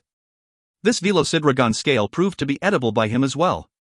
But just at this time, the Velocidragon's tail swept towards BB. Thwack! A high-pitched slapping sound could be heard, causing Linley to shiver. But BB had long since dodged and scurried away again. This Velocidragon has such a huge, thick neck. That bite BB gave it was nothing more than a light wound. Linley breathlessly watched this battle between creatures of totally different sizes. This Velocidragon's tail moves in such an unpredictable manner, and it's able to twist and turn at high speeds as well. The tail of a Velocidragon was not only fast, it was also agile and unpredictable. Shkree. BB once more turned into a vicious black shadow. Erupting out from the water, BB once more dodged the draconic tail. But just as he dodged, the tail suddenly changed directions in a rapid, unpredictable manner. With a sudden twist, it struck Bibi a direct blow. The vicious black shadow was sent flying into the faraway woods. Bibi! Linley's chest tightened. But the Velocidragon only stared cautiously at the forest, as though keeping an eye out for a dangerous foe. Suddenly, the little shadow mouse, Bibi, came flying down at him from atop a particularly tall tree. The Velocidragon's tail immediately twisted to strike at him, but this time, Bibi had learned from the previous painful lesson. With a twitch of his tail, he too suddenly changed directions in midair. The little shadow mouse was a blur. The draconic tail was also a blur. The two blurred shadows chased each other about in midair. The little shadow mouse would occasionally be sent flying by the Velocidragon, but every so often, he would also manage to land a vicious bite on the Velocidragon as well. They continued their fighting all the way from the lakeshore to the forests. One mighty tree after another was knocked down by the Velocidragon's tail as the Velocidragon and the shadow mouse continued to fight without pause. From what I can see, it seems as though Bibi has a slight advantage. Linley nervously watched the fight. By this point in time, the huge Velocidragon had already lost 7 or 8 scales, and blood continuously flowed from 7 or 8 wounds, covering half of its body in blood. The Velocidragon's enraged roars continued unabated. Its tail whipping back and forth, any tree touched by the Velocidragon's tail was snapped in half. One mighty tree after another toppled over, and an area with a diameter of approximately 200 meters around the two combatants was totally cleared. But can Bibi keep on being hit like that, by the Velocidragon's tail? Linley began to worry. The offensive power of the Velocidragon's tail was very high. If it smashed into a stone, the stone would crumble; if it smashed into a tree, the tree would snap. This sort of offensive power made Linley's heart grow cold. Linley knew that if he was struck so much as a single time by that tail, his life would be gone. Whack! Bibi was sent flying again, but in the blink of an eye, Bibi once more transformed into a furious black shadow as he charged into the fray again, screeching. By now, the Velocidragon was covered with blood, with many damaged scales throughout its body. It looked to be in a bad way. Rare! With an angry roar, the Velocidragon actually turned and began to leave. At high speed, it began to run towards the core areas of the mountains. In a short period of time, the Velocidragon disappeared from Linley's vision. Bibi actually pursued it for a while as well before turning around and coming back to Linley. Linley dropped down from his tree just as the little shadow mouse, Bibi, also ran over to him, his body shrinking back to its normal size. "Bibi, are you okay?" Linley immediately asked him through their mental link. Bibi jumped onto Linley's shoulder and stood erect on his hind legs, as he looked arrogantly at Linley with his beady little black eyes. "Boss, what sort of magical beast do you take Bibi to be? How could I be afraid of a Velocidragon?" Pride and self-delight suffused Bibi's adorable little face. But suddenly, Bibi twitched his tail. Shaking himself, he said, "But that Velocidragon's tail really is a rather nasty piece of work. My entire body hurts." Seeing this, Linley couldn't help but chuckle. The Velocidragon's tail wasn't just a rather nasty piece of work. It was an extremely nasty piece of work. Linley was extremely glad that Bibi was able to withstand so many blows from it without sustaining any serious injuries. And this Velocidragon's scales and meat really is thick. Even at my maximum size, I couldn't bite through him. Bibi sighed. But I'm confident that if we kept on at it, Bibi, could have bled him to death. This Velocidragon was pretty sly though.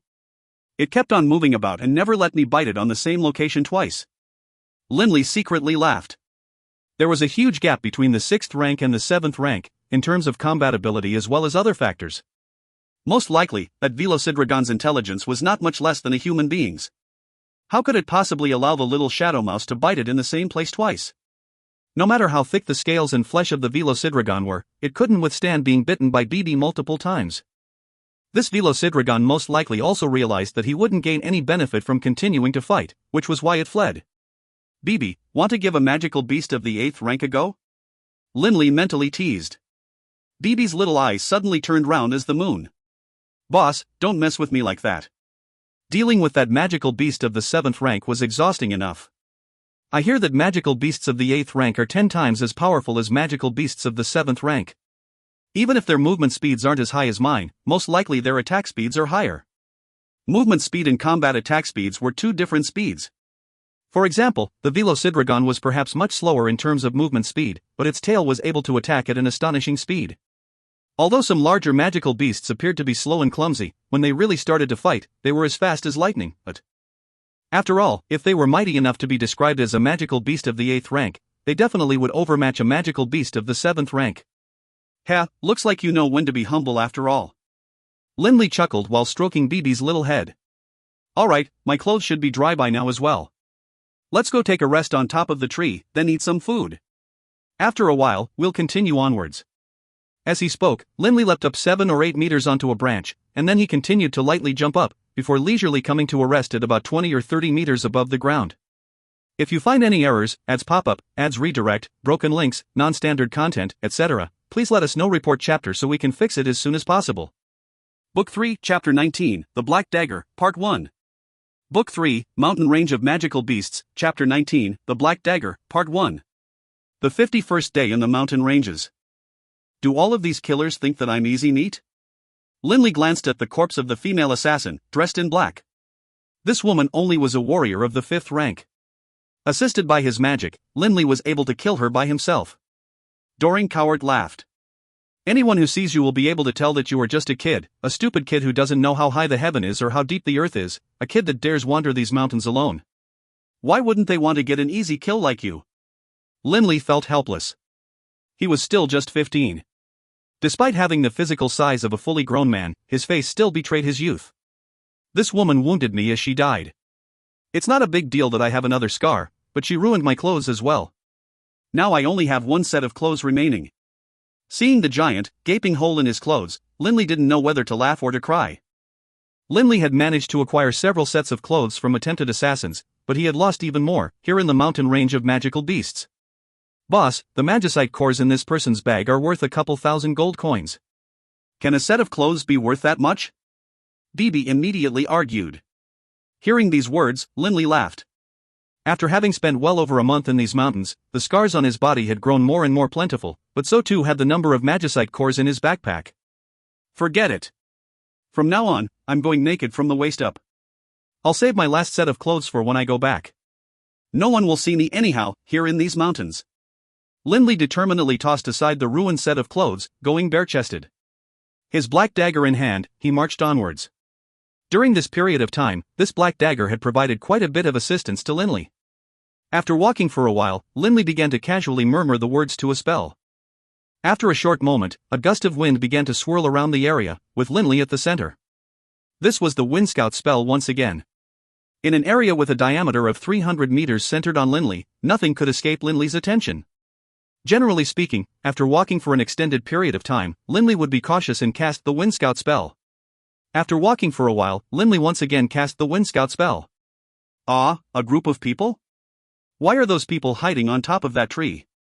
Linley felt curious.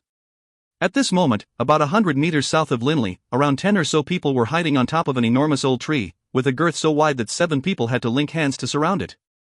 Curious, Linley couldn't help but quietly sneak closer.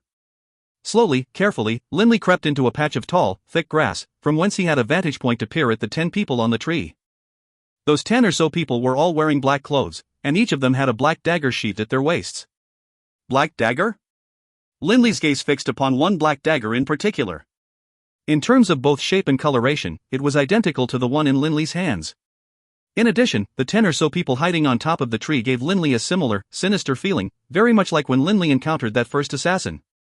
The same black clothes, and the same black dagger, and Linley noticed that the backs of all of these men were bulging slightly. Linley couldn't help but think back to that first assassin, who had his backpack tightly strapped to his back, beneath his clothes. It was only because Bibi had ripped the assassin's clothes open that they had discovered the backpack. They belonged to the same organization. Even an idiot would come to this conclusion. Linley's heartbeat involuntarily began to speed up. At this point in time, the people hiding on the tree were talking in a low tone. Why haven't number 18 and number 7 come back yet? One of the black-garbed men said unhappily. Possibly dead. Another black-garbed man said coldly. Watch the time. We'll wait until night falls. If they aren't back by nightfall, then regardless of whether or not they are still alive, they will be considered to have failed. Another black-garbed man said coldly. Hearing his words, the other black-garbed men fell silent. Hidden within the grass below, Linley could guess that the person who had just spoke was the leader of this group of black-garbed men. He felt secretly startled. The person who tried to kill me originally was a warrior of the 6th rank, specializing in the darkness style. Most likely, their leader is even stronger. Linley immediately moved to retreat, but after just taking a few steps back, the leader suddenly frowned and swerved, staring directly at Linley. Swish, dot. A black blur shot out at Linley at high speed, shocking Linley. He realized, I'd been exposed. He immediately utilized the wind-style supersonic speed, and at the highest speed he could muster, fled deeper in the forest. As far as Linley was concerned, the deeper one went into the mountains, the more dangerous it was. The opponent, upon seeing him run into the deep, dangerous mountains, might hesitate and refrain from chasing him. Linley had already made up his mind that after going a bit deeper in, he would change directions and leave. Seeing the black backpack on Linley's back and the black dagger in his hands, the expression on the face of the leader of the group changed. #2, deal with him. The black-garbed leader ordered. The higher the ranking number was, the stronger one was. The leader had already been able to accurately gauge Linley's strength from Linley's movements just then. Yes, Lord. One of the black-garbed men immediately jumped down from the tree, and began to pursue Linley with astonishing speed. But because Linley had a significant head start, and was quite far from him to begin with, the two of them started off at a 70-meter distance. But this black-garbed man really was very fast, seemingly a bit faster than even the first assassin. What astonishing speed! Linley agilely made his way into the mountains, sometimes crawling, sometimes jumping. But from behind, the black-garbed man continued to coldly pursue, and the distance between the two continued to shrink. 60 meters. 50 meters. 40 meters. 30 meters. The longer Linley fled, the closer the pursuing assassin got. 10 meters. 9 meters. 8 meters. 7 meters. Apparently terrified out of his wits, Linley headed directly for the deepest parts of the mountains. Wind-style magus? The black-garbed man could tell that Linley was being aided by wind magic. Even aided by wind magic, he's so slow. Looks like he's a warrior of the 4th rank, at most the peak of the 4th rank. Totally confident in his ability to kill Linley, the black-garbed man continued to draw closer. On the surface, Linley seemed terrified, but in reality, he was quite calm and steady. We've run a few kilometers. Those 10 assassins shouldn't be able to see us from here. A cold look suddenly flashed through the fleeing Linley's eyes, and at the same time, the little shadow mouse, Bibi, which had been crouched over, terrified on Linley's shoulders, suddenly moved. Whoosh! The little shadow mouse suddenly expanded in size before the assassin's eyes, and in the blink of an eye reached him. The assassin could clearly see the little shadow mouse's fiercely sharp teeth. If you find any errors, ads pop-up, ads redirect, broken links, non-standard content, etc., please let us know. Report chapter so we can fix it as soon as possible. Book 3, Chapter 20, The Black Dagger, Part 2. Book 3, Mountain Range of Magical Beasts, Chapter 20, The Black Dagger, Part 2.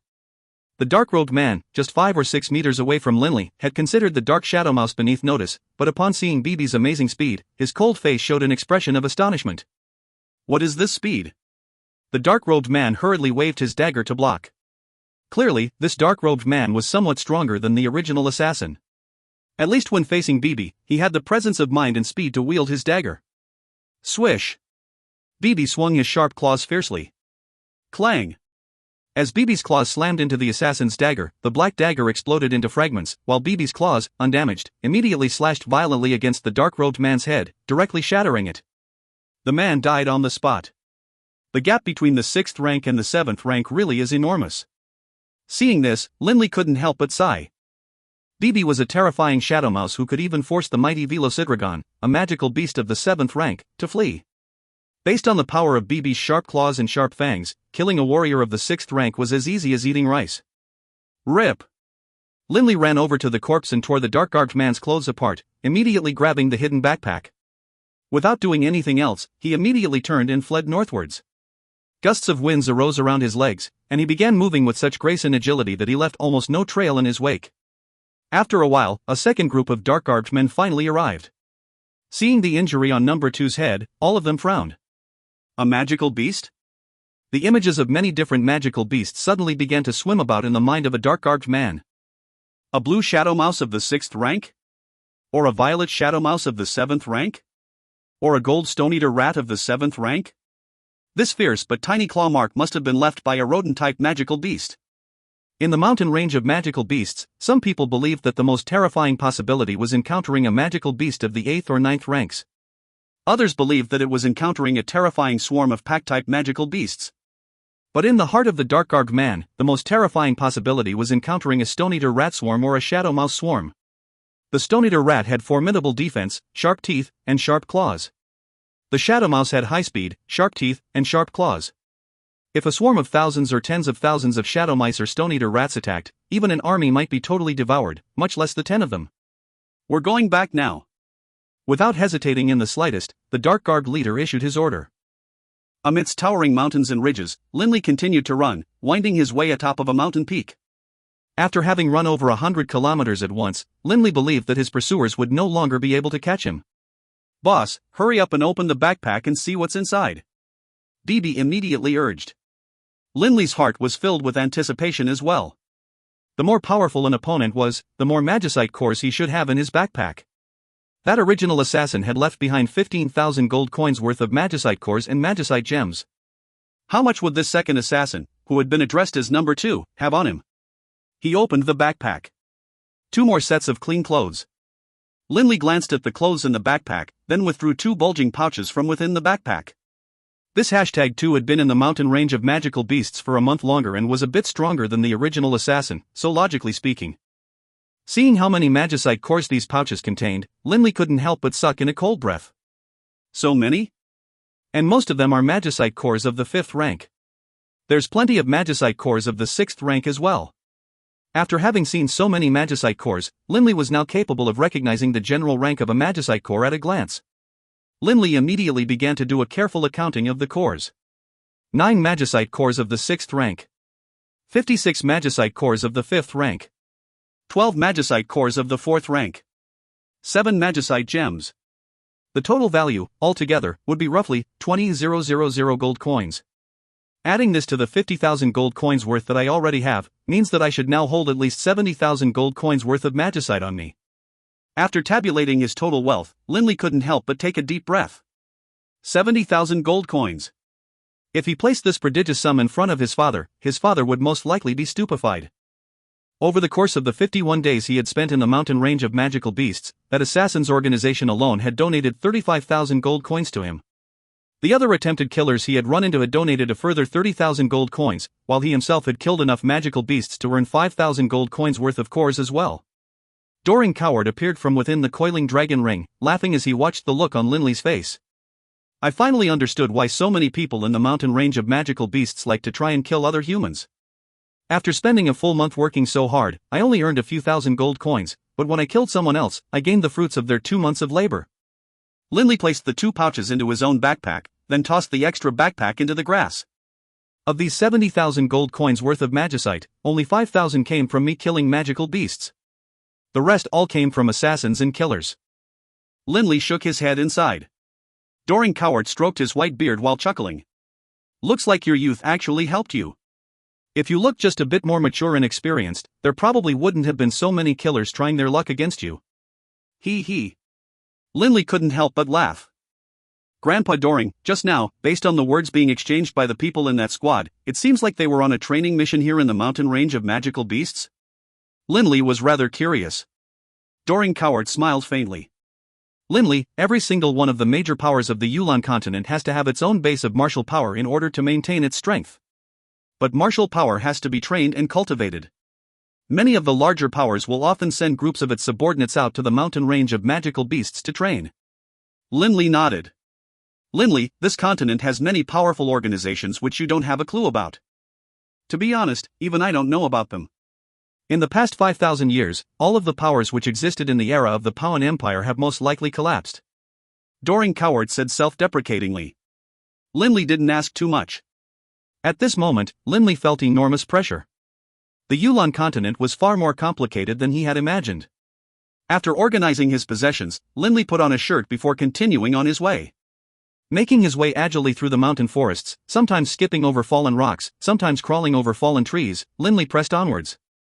But after Linley crossed a particularly large mountain, he saw that this mountain was hundreds of kilometers long. There were many trees here. Standing at the peak of the mountain, Linley could tell that there was a distance of hundreds of kilometers from here to the next peak, if he wanted to directly fly across the gap. What a bizarre canyon, Linley noticed that the canyon walls of these 2 mountains' cliffs drew closer and closer to each other at the edges. Lindley immediately began to jog down from the mountain peak. The farther down he jogged, the closer the canyon walls appeared to be. After jogging for 5 or 6 kilometers, the gap between the two mountains was only a meter across. One could cross it with a single step. It's like this on this side. What is it like on the other side? The same? With 1 foot on each cliff, Lindley peered across. Off in the distance, he seemed to see the two cliffs draw even closer, then become one. Bizarre. Bizarre. Having been in these mountains for some time, Lindley had seen many things, but he had never encountered such a weird canyon. Looking down through the canyon gap, Lindley only saw a white fog, so blurry that he couldn't see anything at all. Immeasurably deep. Lindley felt extremely curious, but was also rather wary what lay within the belly of this mountain gulch. Making his way along the edges of the canyon, Lindley continued peering down, as though hoping he could see what was hidden by white fog. Aside from how close the canyon walls were, there was another oddity to this ravine. It seemed that the farther down the ravine was, the farther apart the canyon walls drew again. For example, towards the top of the ravine, the distance between the canyon walls was perhaps 100 meters or so, but from what Lindley could tell, towards the bottom, the distance was perhaps a few thousand meters, or even tens of kilometers. HRM? That's... Lindley looked as though he had been struck by lightning. He carefully stared at a small patch of grass that was hidden beneath the fog beneath him. The small patch of grass growing alongside the cliffside was dark green, but the patch of grass emanated a faint blue aura. Blue heart grass. It's blue heart grass. Lindley had seen a picture of blue heart grass at the Ernst Institute's library, and he remembered it clearly. His eyes shone. That ultra-rare, precious grass growing from the cliff was able to counteract the harmful effects which live dragon's blood would have on the body. Blue heart grass. If you find any errors, ads pop up, ads redirect, broken links, non-standard content, etc., please let us know. Report chapter so we can fix it as soon as possible. Book 3, Chapter 21, The Foggy Gulch, Part 1. Book 3, Mountain Range of Magical Beasts, Chapter 21, The Foggy Gulch, Part 1. If one desired to train using the secret Dragonblood manual, one must rouse up the Dragonblood in one's veins. But there were only 2 possible ways by which one could agitate the Dragonblood in one's veins. The first was to reach a certain minimum level of Dragonblood density in one's veins. The second was to drink fresh blood from a live dragon. But drinking blood from a living dragon was very dangerous. Dragon's blood, even when applied topically, would cause terrible pain, to say nothing of drinking it. However, everything in the world had its equal opposite. Blue heart grass, when paired with dragon's blood, made for an extremely potent mixture. But blue heart grass was extremely rare. Lindley had previously asked about the price. A single patch of blue heart grass was worth tens of thousands of gold coins. What's more, it was a rare item that often couldn't be bought even if one had the money. Doring Coward had once said, "Live dragon's blood is incredibly powerful." Usually, a single patch of blue heart grass is insufficient. If you are going to drink a large amount of live dragon's blood, you will need even more blue heart grass. A single patch of blue heart grass was already that expensive. How could Lindley afford it? Perhaps his entire fortune of 70,000, acquired over this month, would only be enough to buy a single patch. Blue heart grass, blue heart grass. Heaven is being so kind to me. Lindley felt unspeakable joy. Lindley energetically leapt down directly, falling several dozen meters before landing against the cliff on the other side. And then, he immediately began to mumble the words to a spell. In a short time, Lindley's entire body was surrounded by flowing air elemental essences, and flows of air began to surround him as well. Wind-style spell of the 5th rank, floating technique. At his current level, Lindley was only able to allow his body to float, rather than actually fly. Floating meant allowing himself to float up or down vertically. Taking a step forward, Lindley stood in mid-air before slowly beginning to float down, gradually descending into the deep, foggy canyon. BB enviously stood on Lindley's shoulder as they descended. Although BB was rather powerful, he wasn't capable of flight. He wasn't a flying-type magical beast, thus he would only be able to fly upon becoming a saint-level magical beast. This canyon was filled with the white fog, which roiled about. The deeper Lindley went, the greater the distance between the canyon walls became. Quite soon, Lindley landed near the blue heart grass. Blue heart grass is deep green in color, but emanates a faint blue light.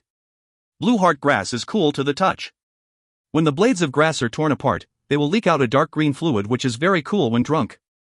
Lindley remembered quite well this explanation in the Ernst Institute library about blue heart grass. Staring at the blue heart grass growing out from the cliff, rustling gently in the wind, Lindley took a deep breath, then carefully uprooted the blue heart grass. It really is cold.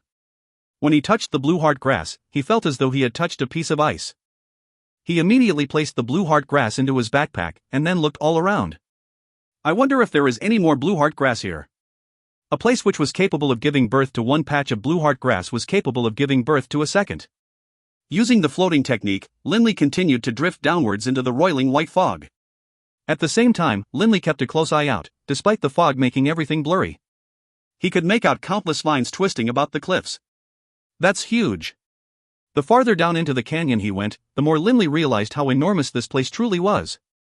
At the top of the canyon, the distance between the two walls was perhaps only a few hundred meters, but by now, Linley was certain that the distance was absolutely at least several thousand meters. He continued to float close to the wall. Using his vision, his flotation speed, and his angle against the wall, he was able to guesstimate this distance. Roar. Grr, dot. All sorts of low-pitched growls emanated from below, occasionally sounding out. They came from all over the place. Just judging from the sound alone, there had to be over 100 magical beasts below. Linley couldn't help but feel his heart quail. Magical beasts. There are many magical beasts below. Just from hearing the sound, Linley could tell. Linley fixed himself against the cliff walls while gripping onto the vines with his hands as he descended more slowly and more carefully. Boss, I can sense great danger below. BB suddenly said to Linley through their mental link. Linley also felt as though his heart was tightening. The further down he went, the clearer the growls of the magical beasts became. Those low growls were powerful. Clearly, they were coming from magical beasts of large size. Generally speaking, large magical beasts were not weak. Powerful magical beasts weren't necessarily large, but large magical beasts were generally powerful. Blue heart grass, dot. Linley suddenly saw that directly below him, far away, was another patch of blue heart grass. Surrounding the blue heart grass was many green vines and shrubs. As Linley was not a fearful person to begin with, upon seeing the blue heart grass, Linley began float down while keeping his hands gripped to the rattan vines. But at this point in time, Linley totally failed to notice. Coiled up amidst the green vines surrounding the blue heart grass was a giant green python snake, at least 20 meters long and thick enough that it would take 2 men to put their arms around it. That giant python was very green and also coiled up like a rattan vine. Given that it was also covered slightly by the fog, Linley didn't notice that it was there at all. As he descended, Linley drew nearer and nearer to the blue heart grass. Boss, careful. That's a monstrous python. BB suddenly, urgently said to Linley through their link. Python? Linley was startled. Virtually all python-type magical beasts were exceedingly powerful. Even the weakest trihorn python was a magical beast of the 6th rank. Linley immediately surveyed his surroundings carefully. By now, Linley was roughly around 100 meters away from the giant python. After carefully searching for it, he quickly located the giant python. Whoa! Linley sucked in a deep breath. That 30-meter-long python, as thick as a water barrel, made Linley's heart quail. Green tattooed python. A magical beast of the 7th rank, the green tattooed python. The information he knew about this type of python immediately sprang to mind. By now, Linley also realized why it was that this canyon had so much white fog. The mist technique is just a water-style technique of the 1st rank. A single green tattooed python, a magical beast of the 7th rank, can generate enormous, almost unlimited amounts of white mist in its surroundings. With this canyon having so much mist of such density, there's definitely more than one green tattooed python here. Linley immediately came to this realization. The canyon had a depth and width of around 10 kilometers long. For such a huge canyon to be totally covered in white mist, one could only imagine how many pythons were here. That green tattooed python which lay hidden amidst the vines suddenly moved. Its enormous head turned to stare at Linley, and its 2 cold eyes stared death at him. Growling. A terrifying sound rumbled out from the green tattooed python's maw, and at the same time, it shot forward at high speed. Roar! Hiss! Gurr! The entire canyon began to fill up with the calls of various beasts. At the same time, loud, sonorous movement sounds could be heard. Glancing below, Linley saw that over 10 enormous creatures were moving towards him. And Linley could tell that these 10 made up just a tiny fraction of the creatures in this gorge. Flee, dot. Faced with the attack by the green tattooed python, Linley immediately began floating up at maximum speed. Controlling the force of the wind, he was able to make the flotation pressure exceed his body weight, causing him to rocket upwards at an astonishing speed. While flying upwards, Linley could already see a monstrously large green tattooed python crawl up after him along the cliff walls. Its cold, serpentine eyes stared at Linley, promising death while the serpent itself hissed non-stop. Screech! Screech! A high-pierced bird cry split the air, and from below, dozens of giant birds suddenly charged forward in pursuit of Linley. Dragonhawks! Those are Dragonhawks! Linley's face immediately turned paper white. If you find any errors, ads pop up, ads redirect, broken links, non-standard content, etc., please let us know. Report chapter so we can fix it as soon as possible. Book 3, Chapter 22, The Foggy Gulch, Part 2. Book 3, The Mountain Range of Magical Beasts, Chapter 22, The Foggy Gulch, Part 2. Over 10 Dragonhawks, each larger than a griffin, were flying in fast pursuit of Linley. Through the coiling dragon ring, Linley immediately expended his mage force to make himself rise even faster, while at the same time beginning to mumble the words to the Earthguard spell. Whoosh! Only the roaring wind could be heard. Linley had long since left the green tattooed python behind, but the Dragonhawks flew at an amazing speed, and were drawing closer and closer to Linley. Even after Linley flew out of the canyon, those 10 Dragonhawks continued in hot pursuit of Linley, following him outside. Running at his maximum speed, Linley made his way through the forest as quickly as possible, but no matter how fast his legs were, how could he compare with the speed of the winged Dragonhawks? Screech! The Dragonhawks issued piercing cries. The wingspan of the Dragonhawks, at maximum extension, was over 20 meters long. These 10-plus Dragonhawks blotted out the sky as they all flew directly at Linley. Linley felt as though the entire world was growing dark. As the Dragonhawks descended upon Linley, they all opened their beaks and belched forth plumes of flame at him, immediately turning the surrounding trees into blazing pyres. Fortunately, the Earthguard armor which Linley summoned continued to protect him, covering his entire body. Crackle, crackle. The fires roared and blazed against the Earthguard armor. Earth-colored elemental essence swirled all about Linley. Amongst the dragon-type creatures, Dragonhawks and landworms were the weakest of their kin, but even they, the weakest of dragon-type creatures, were magical beasts of the 6th rank. What's more, landworms and Dragonhawks were pack-type beasts. Faced with an aerial assault from over 10 magical beasts of the 6th rank, even a warrior of the 7th rank would flee. The Dragonhawks charged forward, descending upon Linley. Smash! A Dragonhawk's sharp talons smote Linley's Earthguard armor a mighty blow. The Earthguard armor shuddered visibly, and specks of golden light began to gently flicker on top of it. I can't take those hits head-on. That clawed attack terrified Linley. At the highest speed he could muster, he scurried deeper into the forest, charging into the densest, hardest-to-traverse area. Jumping, leaping, crawling, Linley went all out in his attempt to flee. But those Dragonhawks continued to strike viciously at Linley's head with their vicious claws. Hiss! BB let out a fierce screech of his own, and then he rose on his hind legs, suddenly transforming in size from 20 centimeters to half a meter tall. But compared to the Dragonhawks, with their 20-meter-long wingspans, BB was still just a small speck. Swish! BB leapt off of Linley's shoulders, transforming into a black blur as he shot directly towards the closest attacking Dragonhawk. The terrifying sound of bones splintering could suddenly be heard, along with the agonized cries of the Dragonhawk. That Dragonhawk directly fell from the sky, but before it did, BB used it as a launchpad to leap at the next closest Dragonhawk. With 2 vicious bites, he directly bit this one to death as well. Dragonhawks were just beasts of the 6th rank, while BB was able to force a magical beast of the 7th rank, a Velocidragon, to flee in defeat. What's more, there was a huge gap in difficulty to advance as well as in power from the 6th rank to the 7th rank. BB wasn't capable of flight, but once he got into physical contact with a Dragonhawk, it was as good as dead. In a few short moments, 3 of the 10-plus Dragonhawks were dead. The other Dragonhawks all flew higher in terror. Seeing them fly higher, there was nothing that BB could do either, as he himself could not fly. Those Dragonhawks hovered around Linley for a while, before finally letting out a few mournful cries as they began flying back towards the canyon. What a terrifying gorge! Only now did Linley finally let out a sigh. While collecting the magicite cores of the 3 dead Dragonhawks, Linley pondered the question of the foggy gorge. Grandpa Doring! Linley suddenly called out, and Doring Coward flew out of the coiling dragon ring. Still appearing to wear a pristine, moon-white robe, Doring Coward smiled as he spoke to Linley. Linley, is there something you need? Linley had not yet calmed down. Grandpa Doring, just now, I entered a foggy gorge. I didn't expect the place to be brimming with magical beasts. There was a green tattooed python there, and huge crawling creatures. I didn't get a good look at them, but in terms of size, they definitely were not any smaller than a Velocidragon. There were Dragonhawks there as well, and I could tell that this was in just a small portion of the gorge. I have no idea how large the entirety of the foggy gorge was. Thinking back, Linley felt a surge of fear again. He had actually stumbled into such a gathering spot for magical beasts in that gorge. Oh? Doring Coward seemed rather surprised. This foggy gorge had so many magical beasts? Interesting. Generally speaking, only magical beasts of the same type will gather together, but the magical beasts you just mentioned were all of different types.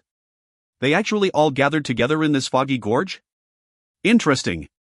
How interesting. If I were still alive, I would most likely go inside and take a look myself. Linley shook his head helplessly and laughed. That gorge even contained blueheart grass. There was one patch that I didn't have time to gather. I was only able to gather one. Blueheart grass? Doring Coward's eyes lit up. Any place where blueheart grass can grow definitely is no ordinary place. There definitely must be some sort of precious treasure within that foggy gorge, or perhaps some extremely powerful magical beast, such as a magical beast of the 9th rank, or even a saint-level magical beast. However, Doring Coward began to frown. Generally speaking, powerful magical beasts are very territorial. If there was a powerful magical beast there, they probably wouldn't permit creatures like dragonhawks and green-tattooed pythons to live there as well. But dragonhawks, green-tattooed pythons, and those huge crawling beasts you mentioned are all able to live there together? Bizarre. How bizarre. Doring Coward couldn't understand either. This foggy gorge seemed to be full of contradictions. Linley laughed. Grandpa Doring, don't overthink it. When I become a magus of the 7th rank, I'll be able to use the soaring technique. At that time, we'll come for another investigation. Upon becoming a magus of the 7th rank, his Earthguard would have reached the level of generating jadestone armor. The additional speed granted by the supersonic spell would also dramatically improve. By then, Linley would have full confidence in his ability to deal with the Dragonhawks. And with the ability to use the soaring technique to fly, Linley would be able to easily enter and leave the gorge. Magus of the 7th rank? You are only a magus of the 5th rank right now. You have a long way to go. Doring Coward said, pouring cold water over Linley's enthusiasm. In his heart, Linley knew this as well. Perhaps becoming a magus of the 6th rank wouldn't be too hard, but there was a huge gap between the 6th rank and the 7th rank. All roads are traversed one step at a time. Linley smiled. It's been about 2 months since I entered the mountain range of magical beasts. It is about time for me to go back. It'll take several days to get back anyhow. I'll use that time to do some more training. With BB on his shoulders, Linley embarked on his return trip back home. If you find any errors, ads pop-up, ads redirect, broken links, non-standard content, etc., please let us know. Report chapter so we can fix it as soon as possible. Book 3, Chapter 23, Her Name Was Alice, Part 1. Book 3, Mountain Range of Magical Beasts, Chapter 23, Her Name Was Alice, Part 1. On the return journey, the magical beasts which Linley encountered grew progressively weaker. By the time Linley stepped into the outer regions, all of the monsters he encountered were of the 3rd and 4th ranks. They posed no threat to him at all. But despite this, Linley didn't dare to relax his vigilance. Doring Coward traveled alongside Linley, but in his mind, Doring Coward was worrying. Right now, Linley carried within him a steady, stable presence, but when he made his move, he showed no mercy at all. His eyes also carried within them a cold, forbidding aura. Doring Coward still remembered how, when he first entered the mountain range of magical beasts, Linley's eyes were filled with sincerity. He was a very trusting person. After hesitating for a while, Doring Coward mentally spoke to Linley. Linley! Making his way through the mountains, Linley turned his head to look questioningly at Doring Coward. Grandpa Doring, what is it? Doring Coward nodded as he spoke seriously. Linley, before entering the mountain range of magical beasts, I had warned you that people were not to be easily trusted, as people's intentions are not easily understood. I told you to be wary of others, to have a cautious mind. Linley nodded. Grandpa Doring, your words were very correct. One really cannot easily trust others. If I had listened to Grandpa Doring's words early on, my chest most likely wouldn't have this knife scar. Doring Coward shook his head. Although one cannot easily trust others, one also cannot be overcautious.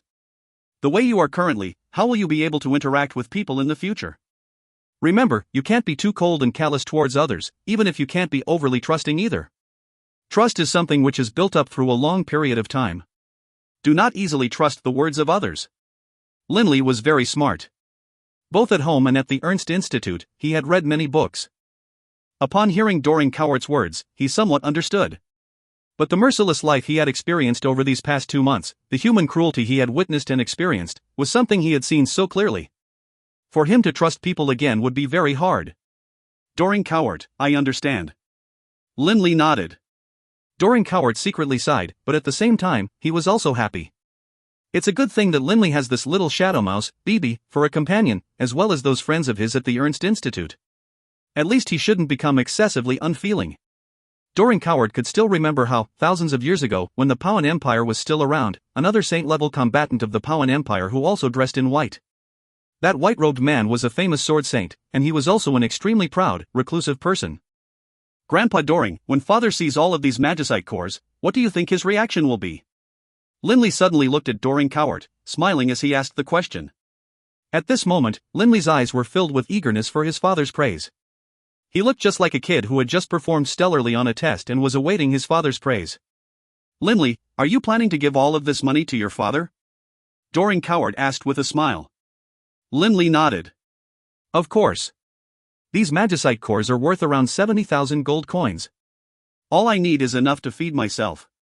A few dozen coins each year is enough. But father needs to manage all of our clan's affairs, and also provide for Wharton's tuition. Of course I'll give these magicite cores to father. Linley didn't want to personally sell these magicite cores. After all, in terms of buying and selling, he had no experience at all. He probably wouldn't even know if he got cheated. Ha, I trust your father will be so excited that he'll be jumping up and down, Doring Cowart said, laughing loudly. Linley couldn't help but grin as well. He immediately sped up the pace on his journey back. By now, Linley couldn't even be bothered to kill magical beasts of the 3rd and 4th ranks. He quickly made his way through the mountains.